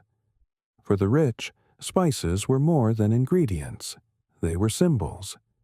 A table filled with cinnamon, pepper, cloves, or nutmeg showed that its owner was connected, wealthy, and powerful enough to purchase goods from the far edge of the known world. The prices could be astonishing. A small sack of peppercorns might be worth more than a laborer could earn in many years. A pound of nutmeg could be valued more highly than a pound of gold. And for centuries, Venice placed itself at the narrow doorway through which these treasures entered Europe. The journey of the spices was long, slow, and dangerous. They began far away in the east, in islands, ports, forests, and markets beyond the ordinary reach of European merchants. From there, they were carried by Arab and Indian sailors across the Indian Ocean. They passed through monsoon winds, crowded harbors, and sea routes known to generations of Eastern traders. Then the spices moved onward. They traveled by camel caravan across the dry lands and deserts of Arabia. They passed through trading cities, warehouses, and customs stations. At last, they reached the great Mediterranean ports of Alexandria in Egypt and Aleppo in Syria. And there, at the threshold of Europe, the Venetians were waiting. This was the brilliance of Venice. The Republic did not need to control every part of the journey from the Spice Islands to the Mediterranean. It only needed to control the final gateway into Europe. Through careful diplomacy with the sultans of Egypt, through the strength of its navy, and through its chain of island colonies and strategic ports, Venice established something close to a monopoly. Other European powers wanted spices, but few could reach them as reliably, as cheaply, or as safely as Venice could. The lifeblood of this trade was the great Venetian merchant galley. These were large ships, mainly powered by sail, though they could also rely on oars when needed. They often traveled in protected convoys because a cargo of spices was too valuable to leave unguarded. When the merchant galleys sailed east, they carried the goods of Europe: Flemish wool, German iron, metalwork, timber, cloth, silver. Goods from across the continent moved through Venice and out toward the markets of the East. Then, in ports like Alexandria, these products were exchanged for the treasures that Europe desired most: spices, silks, dyes, perfumes, medicines, precious objects from distant lands. When the galleys turned back toward Venice, their holds were filled with wealth, not always with heavy gold, but with something far more fragrant. Pepper, cinnamon, cloves, and nutmeg rested in sacks and containers beneath the decks, filling the wooden spaces of the ships with scents from faraway places. The journey home must have felt triumphant. The ships returned across the Mediterranean, passing islands, coasts, winds, storms, and watchful harbors, carrying the foundation of Venice's fortune back to the lagoon. The arrival of a spice convoy in Venice was a great event. The city came alive. Ships moved slowly into the harbor. Workers gathered at the docks. Merchants waited. Inspectors prepared their records. The precious cargo was unloaded at the busy markets of the Rialto, the commercial heart of the city. There, beneath awnings, beside warehouses, and along crowded waterfronts, the spices were weighed, inspected, taxed, and sold. The air filled with smells that must have seemed rich and dreamlike. Pepper sharp in the nose, cinnamon warm and sweet, cloves dark and heavy, nutmeg deep and rare. State officials watched carefully. Nothing in Venice's trade was left entirely to chance. Every sack mattered. Every weight mattered. Every tax mattered. From the warehouses of Venice, the spices were then sent onward across Europe. They traveled by river, mule, cart, and mountain road. They crossed the Alps. They reached the tables of princes, bishops, nobles, merchants, and kings. The profit was immense. This spice monopoly helped pay for the beauty of Venice. It paid for the marble palaces along the Grand Canal, where wealthy families displayed their success in stone, arches, balconies, and painted ceilings. It paid for the works of artists such as Titian and Veronese, whose colors would help define the visual splendor of the Venetian Renaissance. It paid for the fleets built in the arsenal. It paid for diplomacy, fortresses, warehouses, ceremonies, churches, and the quiet machinery of the state. Venice, that glittering jewel on the water, was in many ways built on spice. A city of marble and gold, resting on mud and wooden piles, enriched by the scent of pepper and cinnamon from the east. At this height of prosperity, Venice seemed almost untouchable. Its maritime empire drew the riches of the East into its coffers. Its merchants were respected and feared. Its ships moved across the Mediterranean with unmatched confidence. But success also created danger. For centuries, Venice had looked mainly toward the sea. Its greatest threats had come from water. Pirates, rival fleets, hostile ports, storms, and competing maritime republics. These were challenges Venice understood. The Republic had mastered them. But now a different kind of danger was growing close to home. Not on the waves, on the land. Across the Italian mainland, powerful states were becoming stronger and more aggressive. Cities and ruling families fought for influence, territory, and control. The balance of northern Italy was shifting. The greatest threat came from the Duchy of Milan, ruled by the ambitious Visconti family. The Visconti wanted to dominate northern Italy. Their power was expanding. Their armies were dangerous, and their ambitions forced Venice to look at the mainland with new concern. The leaders of the Republic began to realize that the lagoon was no longer a perfect shield. A strong enemy on the nearby shore could cut off Venice's food supplies. The city, rich though it was, could not feed itself from the sea alone.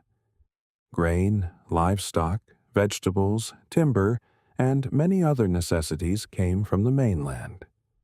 If an enemy controlled the land behind Venice, the Republic could be strangled. There was another concern as well.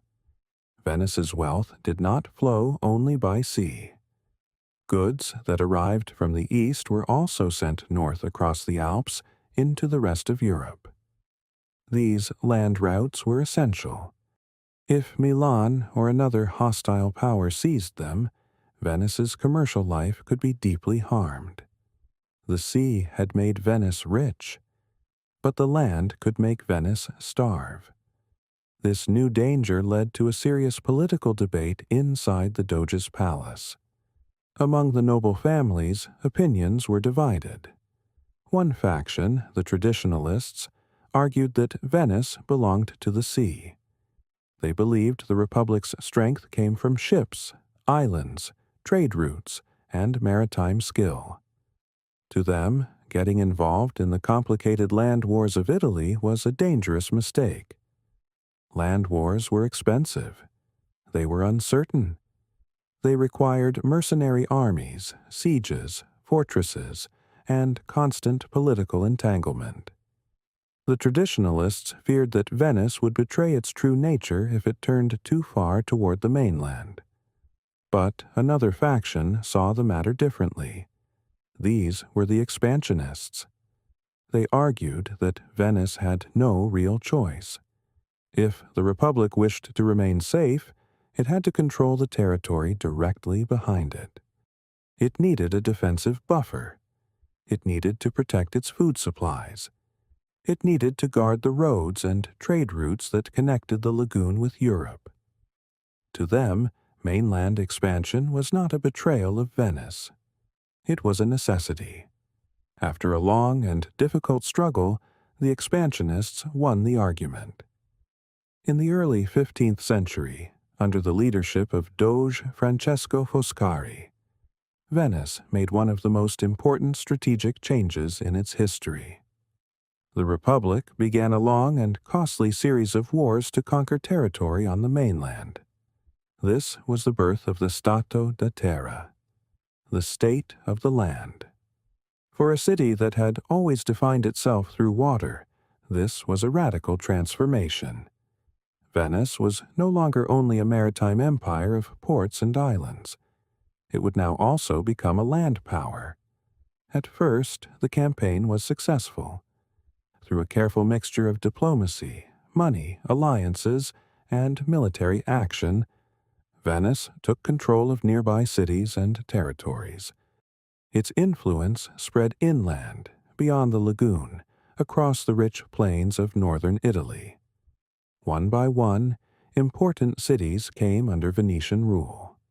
The Republic built a mainland domain meant to shield the fragile island city at its heart.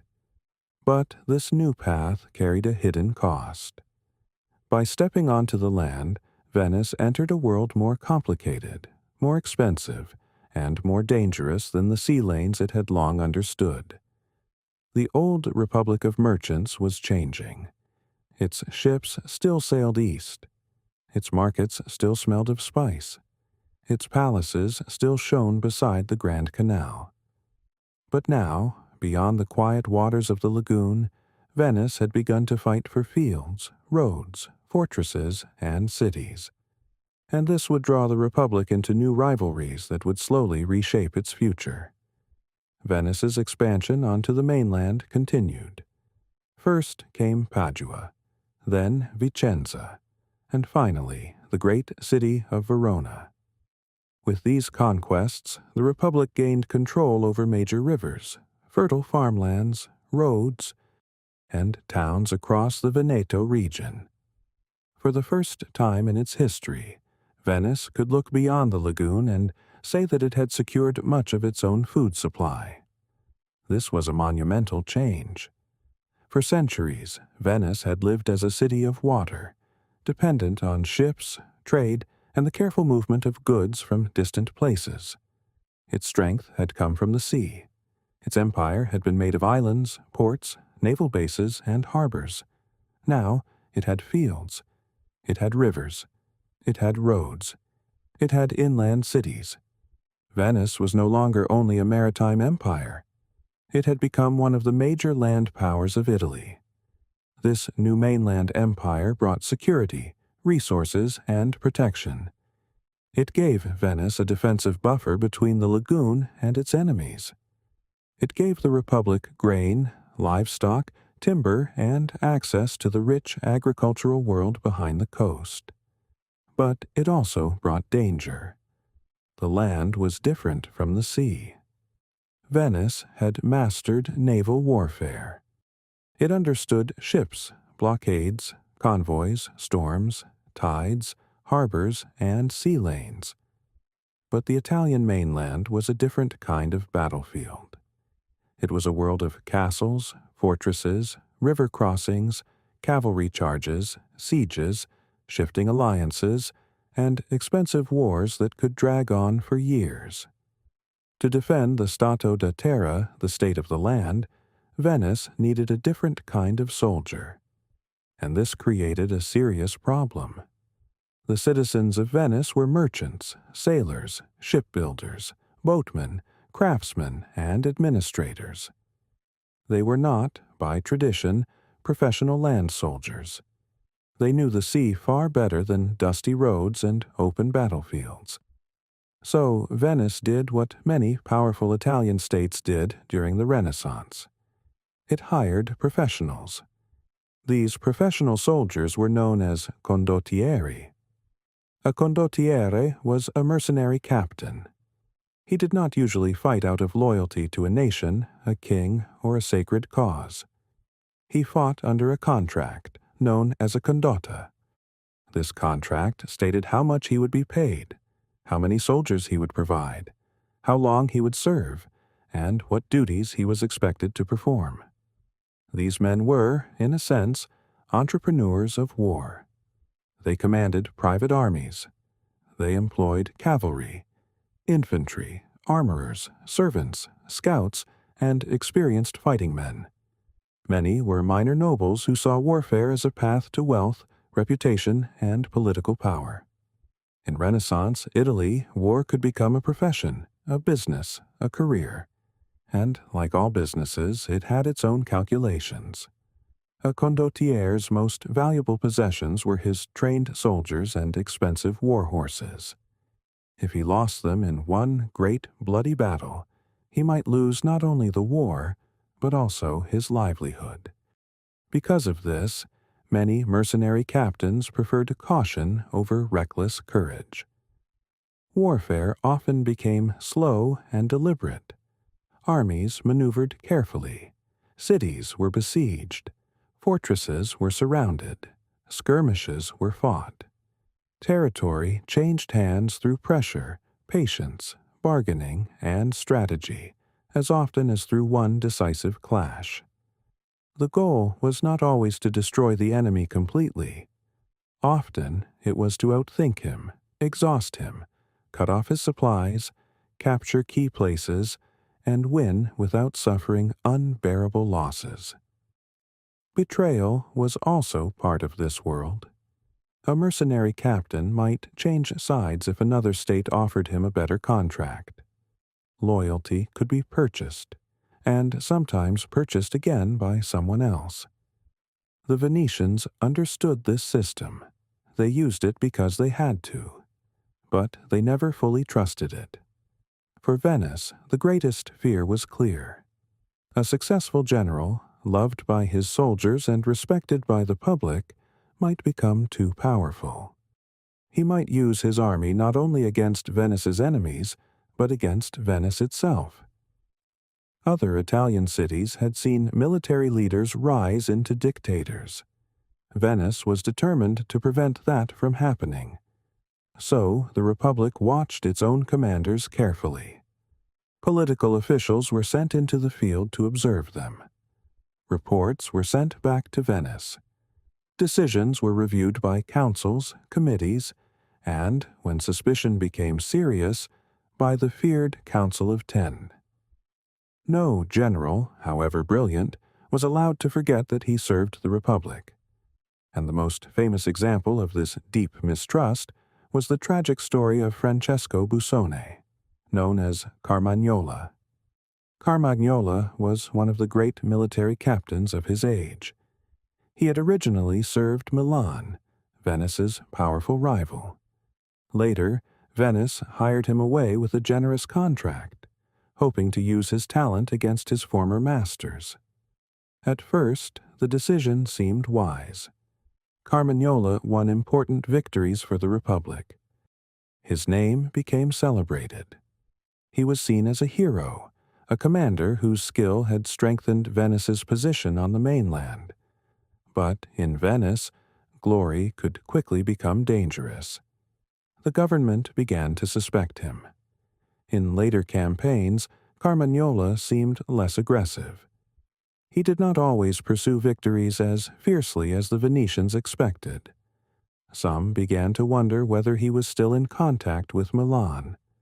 Others feared that he might be protecting his former allies or quietly preparing to betray the Republic. Whether these suspicions were true or not, Venice acted with cold precision. In 1432, the government invited Carmagnola back to the city. Officially, he was coming to discuss future military strategy. He arrived in Venice as an honored servant of the state. He was received with ceremony at the doge's palace, in the very heart of the Republic's power. But then the mood changed. As Carmagnola entered a side chamber, the doors were locked behind him. He was arrested by order of the Council of Ten. After a secret trial for treason, he was found guilty.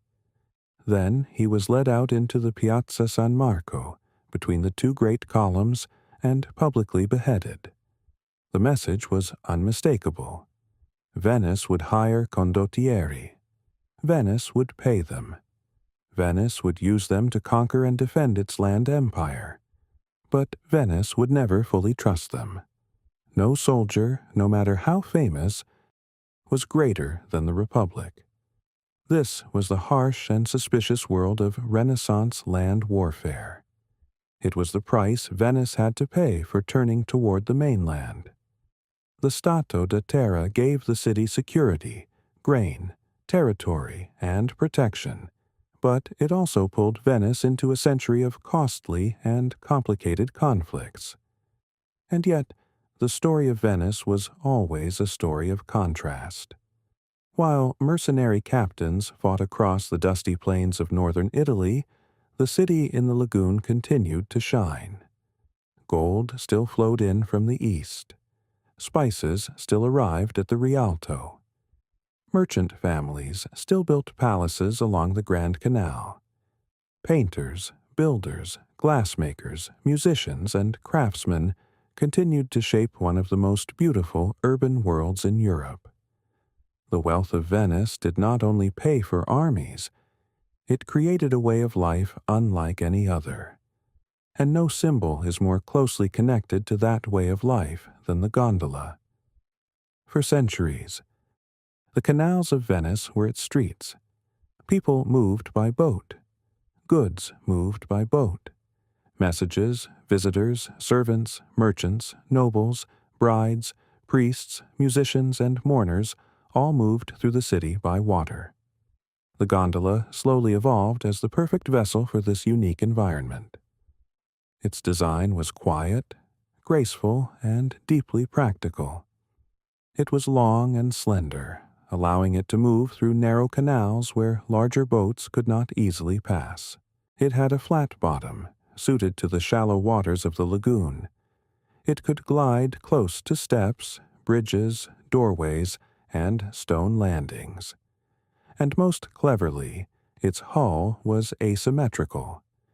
It was built with a slight curve, allowing a single gondolier standing at the back to row from one side while still keeping the boat moving straight through the water.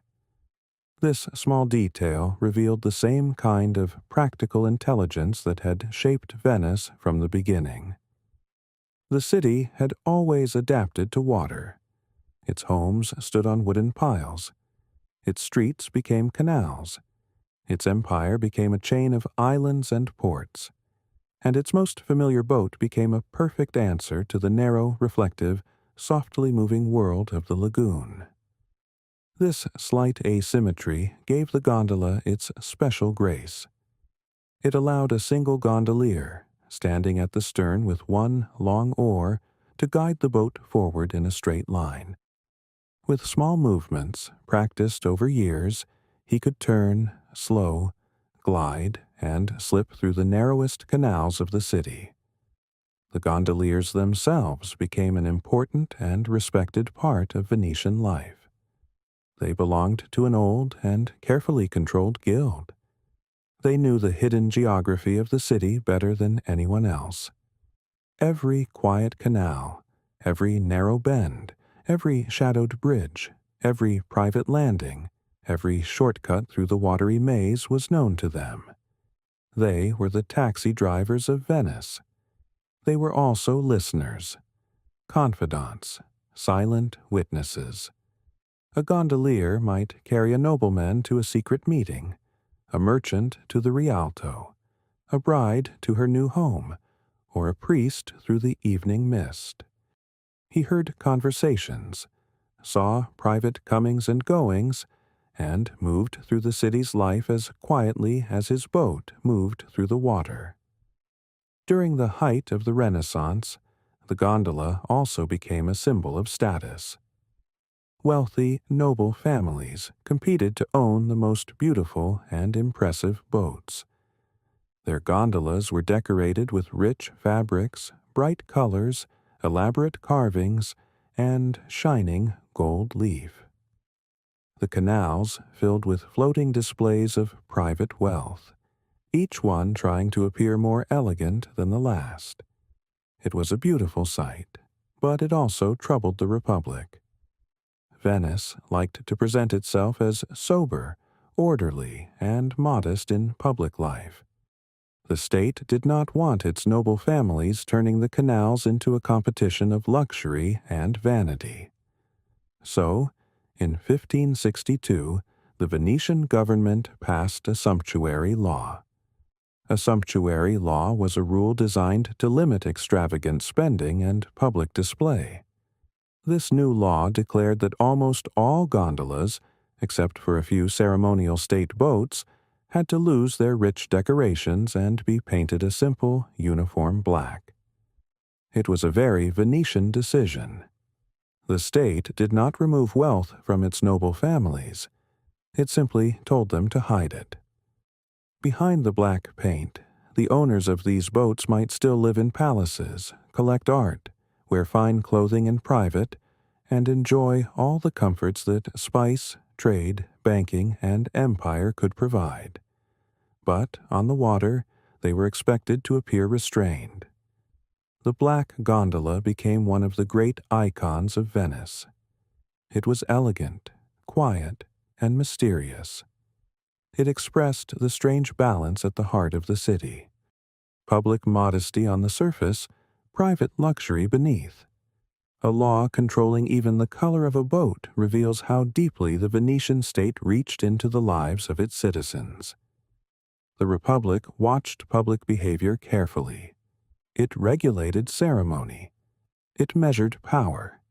It controlled display. And this desire for control did not stop at the canals. It extended into one of the most serious and dangerous areas of all, religious belief. Across Renaissance Europe, the Catholic Church possessed a powerful and feared tool for enforcing doctrine. It was called the Inquisition. This was a special court created to investigate and punish heresy, meaning beliefs that contradicted the official teachings of the Church. In many places, the Inquisition was closely tied to Rome and to the authority of the Pope. But Venice, as always, did things in its own particular way. The Republic was a Catholic state. Its churches were filled with candles, relics, processions, prayers, and sacred art. Its people celebrated saints' days, attended Mass, and filled the calendar with religious festivals. But Venice was also fiercely independent. It did not want Rome to control its internal life too closely. So the Republic insisted on managing its own state-controlled Inquisition. The reason was practical. Venice was built on international trade. Its streets, docks, fondazzi, warehouses, and markets were filled with foreigners. German merchants lived and worked there. Orthodox Greeks passed through its commercial world. Jewish communities played important roles in trade, finance, medicine, and printing. Sailors, diplomats, pilgrims, and traders from many lands entered the city every day. Venice was Catholic, but it was also cosmopolitan. An overly aggressive inquisition controlled entirely by Rome could have caused serious problems. It might have offended foreign merchants. It might have damaged diplomatic relationships. It might have frightened away communities whose business helped keep the city alive. For Venice, religious order mattered. But commercial stability mattered as well. The Venetian solution was unusual. The tribunal included religious figures, such as the papal nuncio and the Patriarch of Venice. But the state added a crucial safeguard. 3 lay observers had to be present at every trial. These men were Venetian noble officials, appointed by the Republic, and known as the Savi alla Recia. They did not formally decide the verdict, but their presence meant that the state was always watching. They observed the proceedings. They protected the interests of Venice, and if a trial seemed politically dangerous, excessive, or harmful to the Republic, they could intervene or suspend it. In this way, even the investigation of heresy was placed under the shadow of Venetian state control. Because of this balance, the Venetian Inquisition was generally less brutal than the Spanish Inquisition or some Roman proceedings. It certainly prosecuted people for heresy, and it could still be frightening. But it was usually more cautious, more legalistic, and more concerned with public repentance and outward conformity than with mass executions. Its purpose was not only to protect doctrine, it was also to protect order. The Republic was especially watchful over the large German merchant community. As Protestant ideas spread through Europe after the Reformation, Venice feared that religious division could become political unrest. A dispute over belief could easily become a threat to trade, diplomacy, or public peace. This independent approach created constant tension with the papacy. The Pope saw Venice's state-controlled Inquisition as a challenge to church authority. But for Venice, this was part of a much larger pattern. Again and again, the Republic placed its own stability and interests above the demands of outside powers, even when that outside power was Rome itself. The Venetian Inquisition shows the unusual character of the city. Venice could be deeply religious and fiercely independent at the same time. It could honor saints, build golden churches, and fill its public life with sacred ceremony, while still refusing to surrender full control to the Pope. It balanced faith with politics, piety with trade, doctrine with diplomacy. Even in the solemn and frightening matter of heresy, Venice's final loyalty was to the state, to order, and to the survival of the Republic. But the stability that Venice had guarded so carefully from within was about to face a far greater danger from outside. The golden age of Venetian commercial power would not last forever. During the 15th and 16th centuries, a formidable new empire rose in the east, the Ottoman Empire. It was strong, disciplined, ambitious, and increasingly able to challenge Venice on the very seas and trade routes that had made the Republic rich. Then, in 1453, the world changed. Constantinople fell to the Ottoman Sultan. For Venice, this was a shock of enormous importance. The city that had once been the queen of the Christian East, the old capital of the Byzantine Empire, the place Venice had traded with, fought against, exploited, admired, and plundered, was now in Ottoman hands. The fall of Constantinople sent a tremor through the Venetian world. It was not only a religious and political event, it was a warning. The Eastern Mediterranean, The source of Venice's wealth and the heart of its maritime empire was entering a new age, and Venice would have to face a rival unlike any it had known before. The fall of Constantinople placed a powerful and ambitious empire directly across Venice's most vital routes. The Ottoman Empire now controlled the old imperial capital and stood at the gateway to the Black Sea, one of the most important regions in Venetian trade. For centuries, Venice had moved through these eastern waters with confidence, making agreements, building colonies, protecting convoys, and gathering wealth from the edges of Asia. Now the balance had changed. A new power had risen, and it was not weak, divided, or distant. It was strong, organized, expanding, and it understood the value of the sea. What followed was a long century of exhausting warfare. One by one, Venice's ports, islands, and fortresses in the Aegean and eastern Mediterranean came under pressure. The Stato da Mar, the state of the sea, which had once seemed like a perfect chain of protected harbors and naval stations, now became a long line of vulnerable possessions.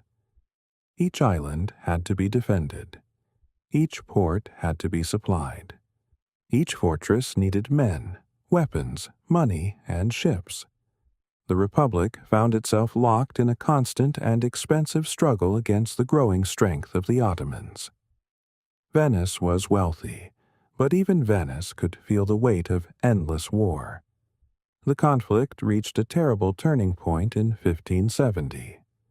That year, the Ottomans launched a massive invasion of Cyprus. Cyprus was rich, fertile, and strategically important. It belonged to Venice, and it stood in a key position in the eastern Mediterranean. To lose it would be a serious blow to Venetian power.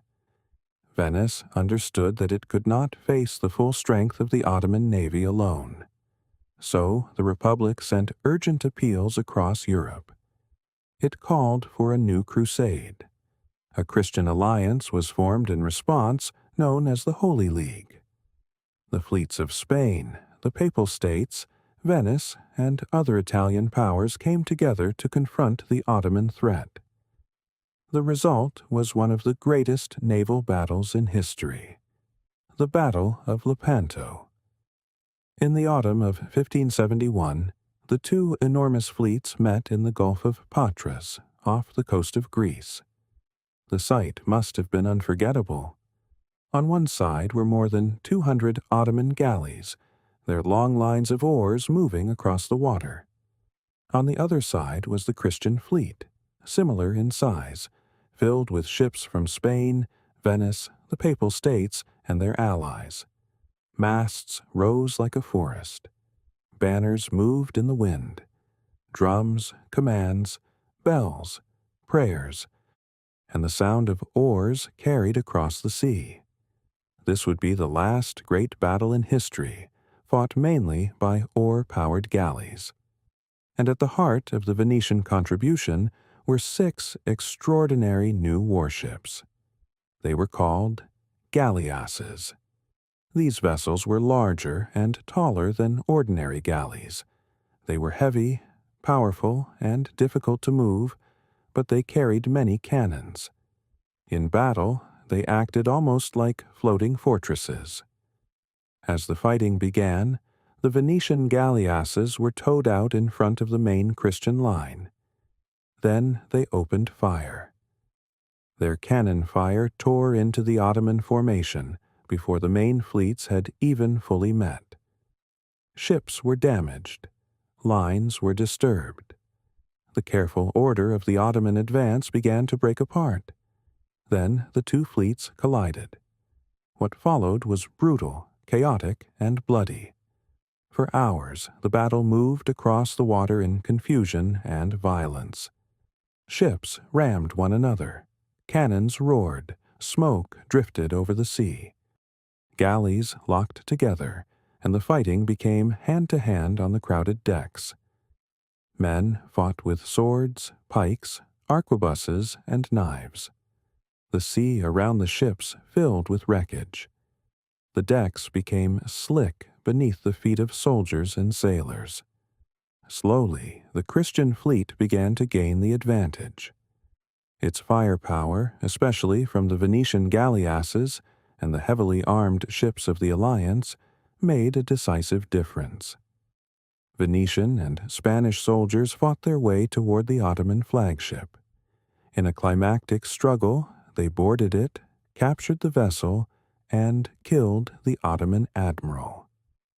When the admiral's banner fell, panic spread through the Ottoman fleet. The battle turned.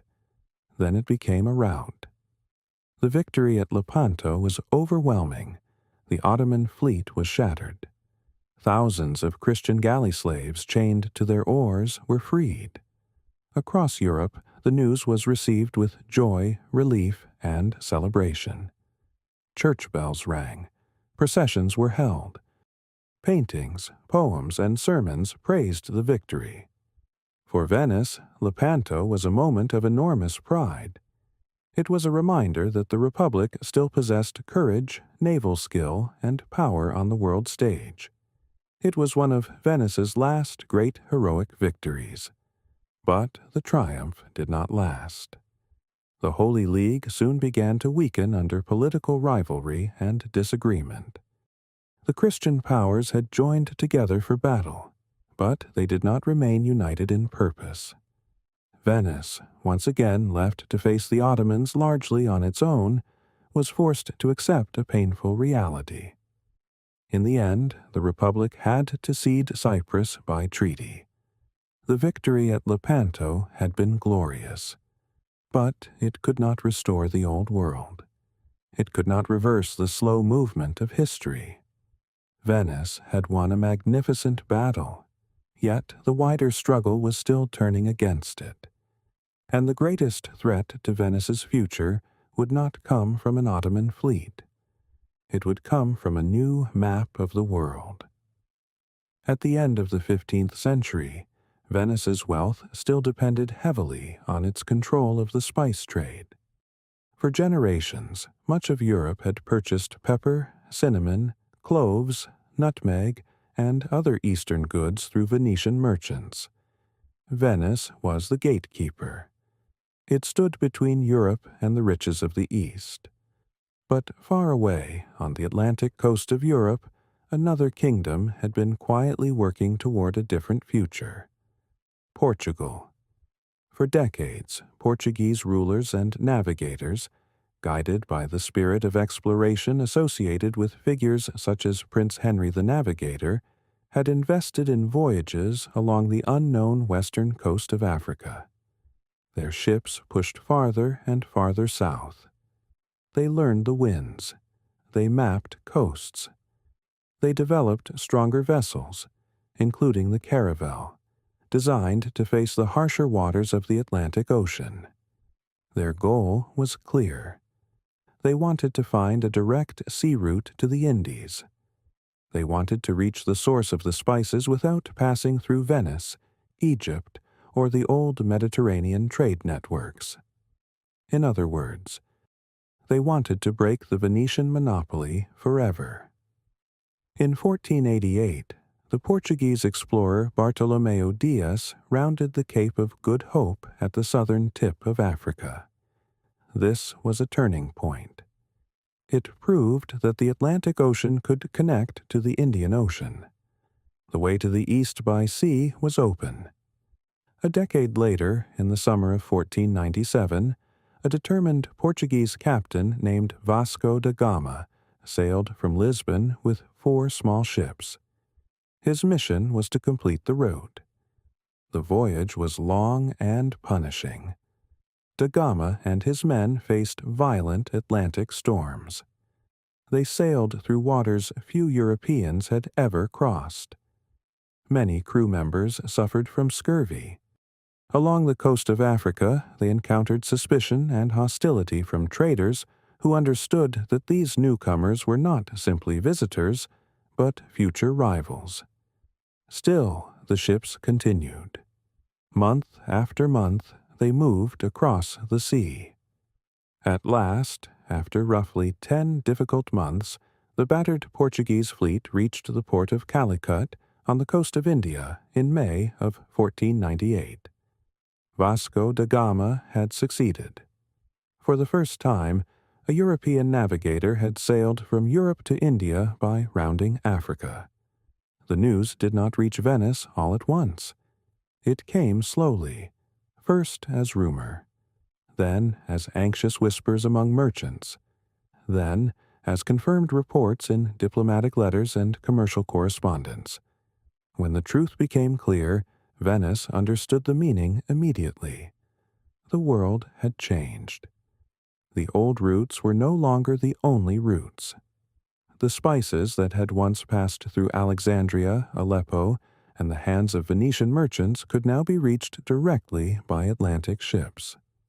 For Venice, the news was not exciting. It was terrifying. A city built on controlling the gateway between East and West had just learned that another gateway had been opened far away, beyond the Mediterranean, beyond the reach of its fleets, beyond the familiar waters that had made it rich. The age of Venice's unquestioned commercial supremacy was beginning to fade. When the news reached Venice, it was understood almost immediately. The Venetian diarist Girolamo Priuli wrote that it was the worst news the Republic could ever have received. The merchants of Venice were experienced people.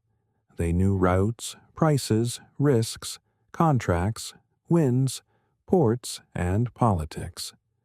They understood the trade not as a simple exchange of goods, but as a living system of movement and control. And now they could see what had happened. Their entire economic model had been wounded. For centuries, Venice had grown rich because spices from the east passed through the old Mediterranean routes. Pepper, cinnamon, cloves, and nutmeg came through Alexandria, Aleppo, and other eastern markets. From there, Venetian merchants carried them into Europe at high prices. Venice had been the gatekeeper, but the Portuguese had found another door. By sailing around Africa and reaching India directly, they could bring spices to Lisbon without passing through Venetian hands. They could avoid the long chain of middlemen, taxes, caravans, and Mediterranean ports that had once made Venice so powerful. The same goods could now reach Europe for a fraction of the cost. The foundation of Venetian wealth had begun to crack. The Republic did not simply accept this new reality in silence. Venice tried to fight back. It turned to diplomacy, seeking ways to work with the Sultan of Egypt against the Portuguese presence in the Indian Ocean. Venice and Egypt both understood the danger. If the spice trade shifted to the Atlantic, both would lose the profits that had once flowed through the eastern Mediterranean.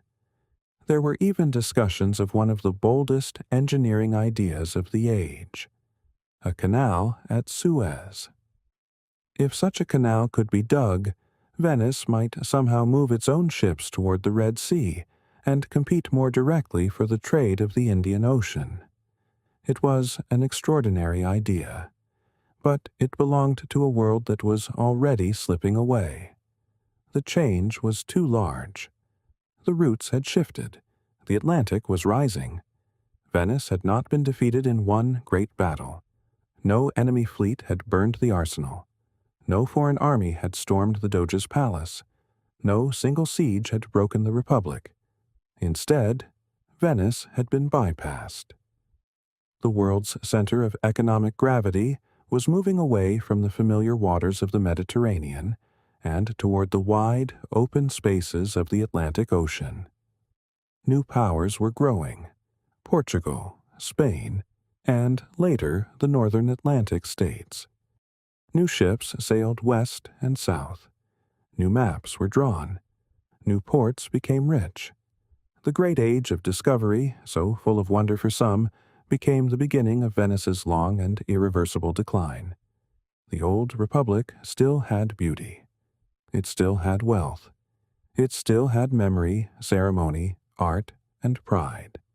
But the deep current of world trade had changed direction. The foundation of Venice's enormous prosperity was slowly crumbling, and yet Venice did not collapse into ruin. It did something stranger, softer, and, in its own way, magnificent. As the world no longer needed Venice as the central marketplace between East and West, the city began to transform itself one final time. If it could no longer be the most powerful city in the world, it would become one of the most beautiful, one of the most captivating, one of the most mysterious, and one of the most entertaining. During the 17th and 18th centuries, Venetian political power slowly faded, but its cultural power grew brighter. The city became an essential destination on the Grand Tour, the long journey across Europe taken by wealthy young men, especially from Britain, as part of their education. For these travelers, Venice was no longer important mainly because of its trade. They came for something else. They came for its palaces, its paintings, its music, its theaters, its canals at sunset, its marble churches, its strange silence at night, when footsteps faded into mist and lamps flickered on dark water. They came for the feeling that Venice was not quite like anywhere else on earth. Far from the stricter rules of their home countries, visitors found a city with a legendary reputation for elegance, pleasure, art, and refined freedom. Venice seemed old, rich, theatrical, and slightly dreamlike, a place where beauty and decay lived side by side. The perfect expression of this new identity was the famous Carnival of Venice. Carnival was not simply a short festival of a few days. It could last for months, filling the city with celebration, masquerade balls, music, games, theater, and public spectacle. The streets, squares, bridges, and canals became part of the performance. At the center of Carnival was the mask. A simple mask could change everything. Behind a pale papier-mâché face, a nobleman could move among commoners. A commoner could feel, for a moment, like someone powerful. A foreign visitor could become anonymous. A woman or man could pass through the city with a new freedom, hidden from the ordinary rules of rank, name, and reputation. The mask softened the hard edges of society. It blurred class. It created mystery. It allowed Venice to become a city of whispers, glances, music, footsteps, and secrets. In the narrow streets and quiet canals, Carnival created an atmosphere of romance, intrigue, and hidden adventure. The city itself seemed made for such a festival, with its maze of alleys, sudden bridges, candlelit rooms, and black gondolas gliding through the night. This was the age when Venice became the capital of pleasure. The city opened one of the Western world's first public and legal gambling houses, the Ridotto. There, under the supervision of the state, masked nobles, wealthy travelers, and elegant risk-takers gathered to play high-stakes games of chance. Fortunes could be lost in silence. A masked face might reveal nothing. Cards, dice, candlelight, and quiet tension filled the rooms. Even pleasure in Venice was regulated. The Republic watched over gambling just as it watched over trade, boats, ceremonies, and politics. This was also the age of Venice's famous courtesans. Many were educated, elegant, and cultured women, celebrated in poetry, painting, conversation, and rumor. They were part of the city's image, refined, intelligent, beautiful, and connected to the world of art, luxury, and performance. Venice also became one of the great birthplaces of public opera.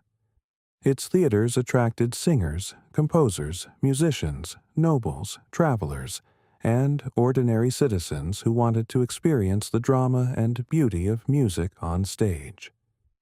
In the glow of lamps and painted scenery, the city found another way to turn itself into a dream. This final era was also a brilliant golden age for Venetian music and art. It was the city of Antonio Vivaldi.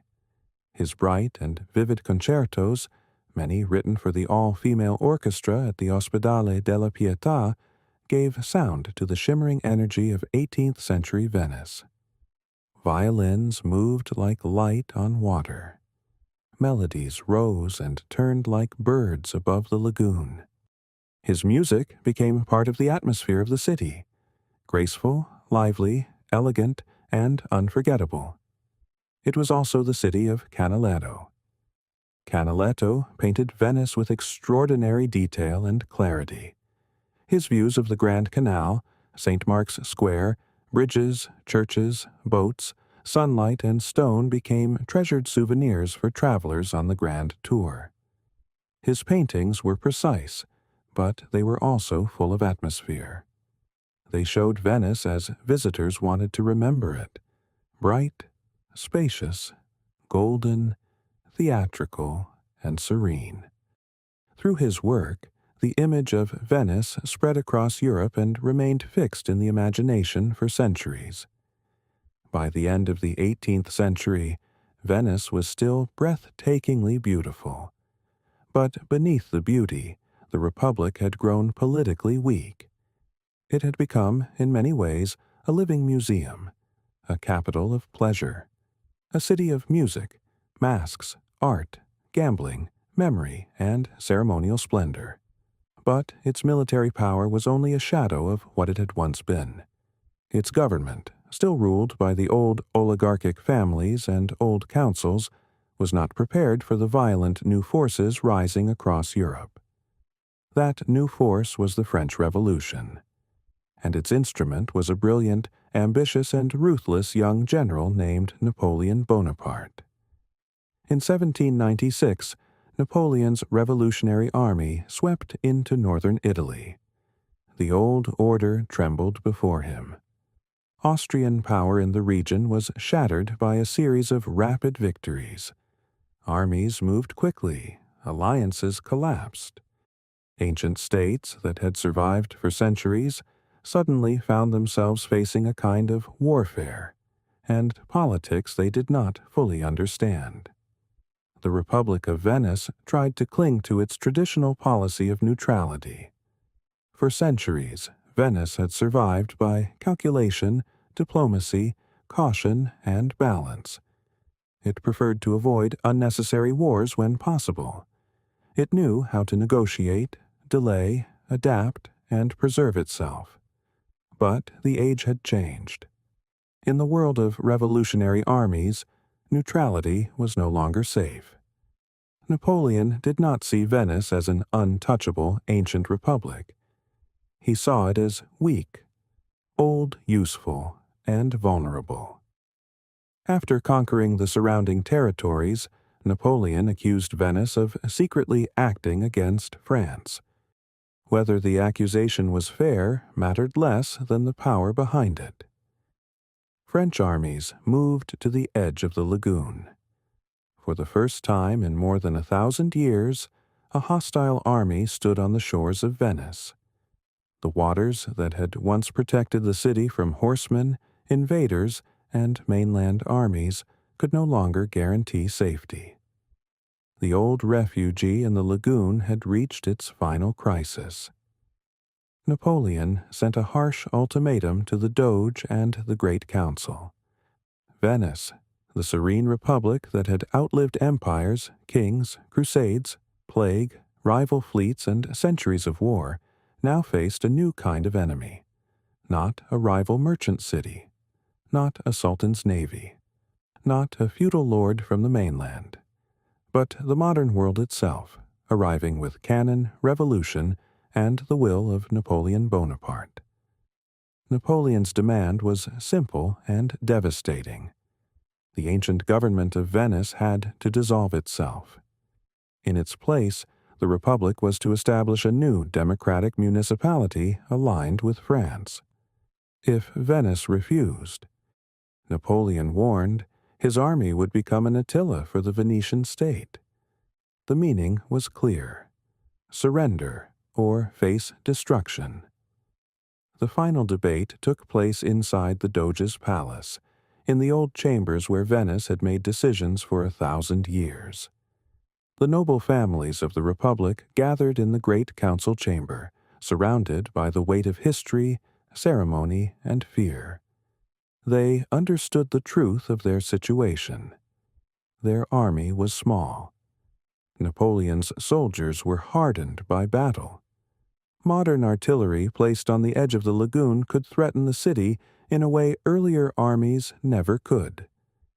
Venice, the city that had survived behind water for centuries, was no longer truly safe. The council faced an impossible choice. They could resist. They could make one final stand in the name of the old republic. But such a stand would almost certainly end in fire, looting, and ruin. The churches, palaces, bridges, paintings, archives, and quiet canals of Venice might be sacrificed for a gesture of defiance that could not change the outcome. Or they could surrender, quietly, humiliatingly. But perhaps by doing so, they could preserve the city itself.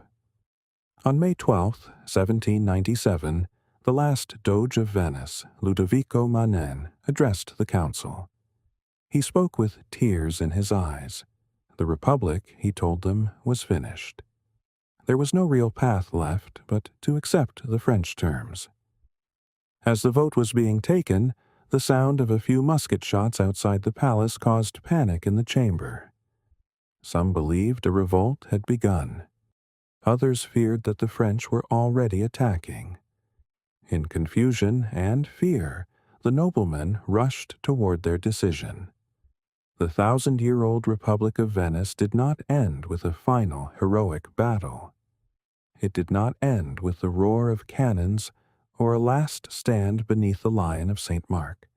It ended in uncertainty, in panic, in a quiet and undignified surrender. The final moments were filled with deep sadness. Doge Ludovico Manin returned to his private apartments. There, he removed the ducal cap, the corno ducal, the old symbol of his office. He handed it to a servant and said simply, "Take it. I shall not need it again." A few days later, French troops entered St. Mark's Square. For the first time, a foreign army occupied Venice itself. The city that had once sent fleets across the Mediterranean, that had controlled islands, ports, and trade routes, that had humbled rivals and shaped the history of the sea, now watched foreign soldiers walk through its most sacred public space. The French took treasures from the city. They removed the 4 great bronze horses from St. Mark's Basilica and sent them to Paris as spoils of war. The magnificent golden Bucentoro, the ceremonial barge used in the marriage to the sea, was publicly broken apart and burned for its gold. This was more than destruction. It was symbolism. The horses had represented triumph. The Bucentoro had represented Venice's sacred bond with the sea. By taking one and destroying the other, the conquerors were stripping away the visible signs of Venetian greatness. The surrender to Napoleon in 1797 marked the end of the Republic of Venice. A state that had lasted for more than 1,000 years was gone. Its political power had ended. Its military strength had disappeared. Its empire of ports, islands, fleets, and councils belonged now to history. For the next several decades, Venice became a prize passed between larger powers. At times, it belonged to France. At other times, it was ruled by Austria. Finally, in 1866, Venice joined the newly unified Kingdom of Italy. The Republic was dead, but Venice itself remained, and so did the idea of Venice. Its legacy was no longer found in the same way in fleets, colonies, or distant trading posts. Instead, it survived in language, memory, architecture, art, law, commerce, and the imagination of the world. The Venetians had been pioneers of international trade and early capitalism. Many of the words and habits of modern finance still carry traces of their world. The word bank comes from the Italian banco, the simple bench or table where a merchant or money changer conducted business in the square. Accounting terms and practices such as debit and credit were refined in the ledger books of merchants who needed to track goods, debts, risks, voyages, and investments across long distances. Even the word quarantine carries a Venetian memory. It comes from 40 giorni, meaning 40 days. Ships arriving in Venice during times of plague could be required to wait in isolation before entering the city. This practice was born from the Republic's constant struggle with disease brought by trade, sailors, cargo, and distant ports.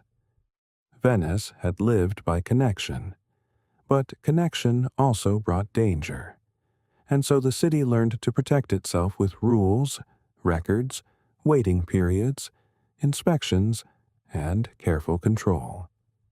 The most visible legacy, of course, is the city itself. To walk through Venice today is to walk through a living museum. St. Mark's Square still feels like the grand reception room of the old Republic.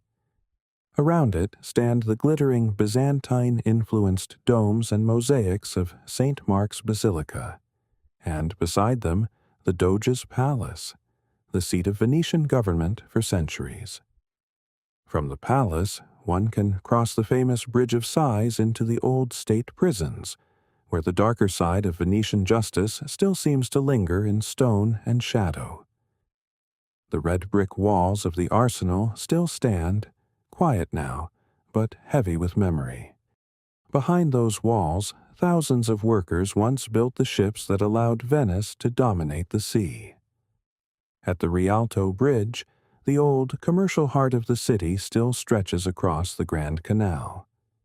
There, merchants once gathered, contracts were made, spices were weighed, news was exchanged, and fortunes rose and fell.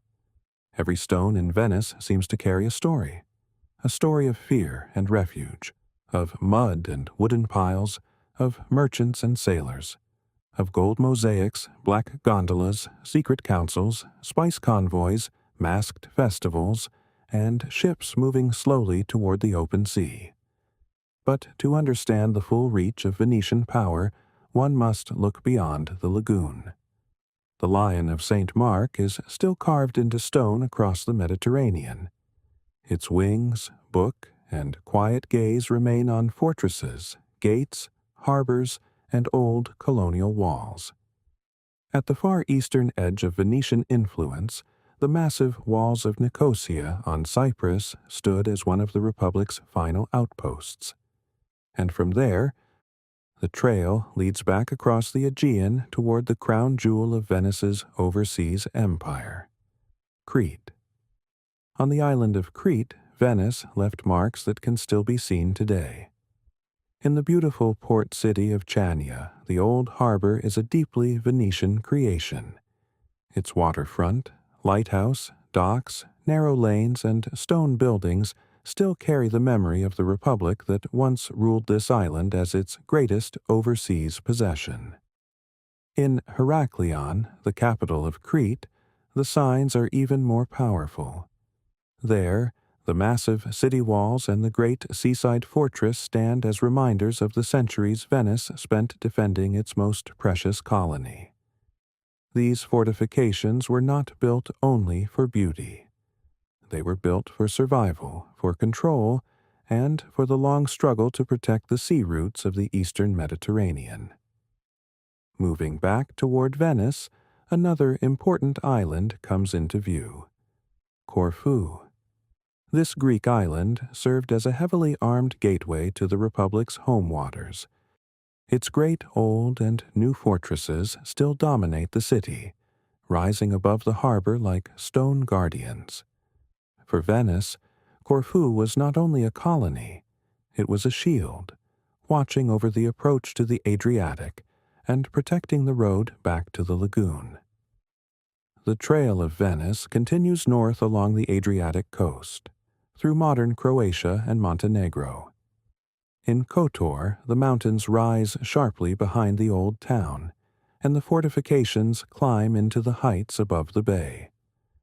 The walls seem to follow the stone and the sky, reminding travelers that Venetian power was not only found on open water, but also in the fortified harbors that controlled it. In Zadar, the old Zara from our story, the defensive works still speak of Venice's long dominance along this coastline. This was the same city once attacked during the Fourth Crusade, a place that shows how deeply politics, trade, and power were woven together in the history of the Adriatic. These fortresses are not only beautiful remains from the past. They are part of a larger historical landscape. Some of them belong to the UNESCO World Heritage Site, known as the Venetian Works of Defense, a group of fortifications that stretches across the old territories of the Republic. Together, they show how carefully Venice protected its empire on both land and sea. The same heritage can be seen on the Italian mainland, in the former Stato da Terra, the state of the land. At Bergamo, powerful Venetian walls still surround the historic upper city. Their massive stone bastions and monumental gates form a strong ring around the hilltop town, a reminder of the time when Venice had to defend not only its lagoon, but the roads, cities, and fields behind it. At Peschiera del Garda, the Venetians turned an island at the mouth of a river into a formidable fortress. Its strong ramparts rise directly from the waters of Lake Garda, blending military design with the quiet beauty of the landscape. And farther east stands Palmanova, one of the most extraordinary fortress cities of the Renaissance. It was designed as a perfect nine-pointed star, shaped by the most advanced military thinking of its age. From above, it looks almost unreal, like a geometric dream made of walls, gates, streets, and open space. It was a utopian city and a military machine at the same time. Palmanova is one of the clearest signs of Venice's later world, a world where the Republic had to fight not only on the sea, but also across the land. These places are more than tourist sites. They are echoes in stone. They are the lasting footprints of the Lion of St. Mark, still visible to any traveler who knows where to look. Across islands, harbors, walls, gates, canals, and old fortresses, the memory of Venice remains. In the end, the greatest legacy of Venice is not only its empire, or its fleets, or its wealth. It is its story.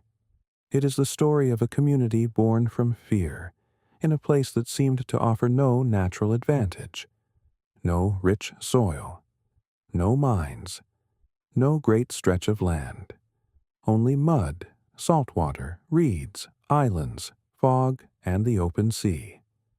And yet, through patience, ingenuity, political discipline, and a ruthless understanding of trade, Venice became one of the most powerful and influential states in the world. It built a city where no city should have stood. It turned water into protection. It turned ships into wealth. It turned merchants into rulers. It turned a lagoon into the center of an empire. The Lion of St. Mark no longer rules a maritime world of islands, ports, colonies, and convoys. The doge no longer sails out on the golden Bucintoro to marry the sea. The arsenal no longer launches fleets in a day. The spice convoys no longer arrive at the Rialto with the fragrance of the East in their holds. But Venice remains. It remains in its canals, in its bridges, in its palaces, in the glow of St. Mark's Basilica, in the black curve of a gondola moving through evening water. It remains in the quiet sound of footsteps over stone. in the reflection of old windows on the Grand Canal, in the soft ringing of bells across the lagoon, and in the strange, enduring beauty of a city that seems to float between history and dream. The Most Serene Republic is gone, but the impossible city built on water still endures as a timeless reminder of human resilience, imagination, ambition, and survival. And now, our journey through Venice comes gently to an end. I am the Midnight Cat, and it has been a quiet pleasure to guide you through the long history of this unique and beautiful republic. Thank you for listening. May the night around you grow calm. May your thoughts become still. And until our next journey into the past, I wish you a peaceful night.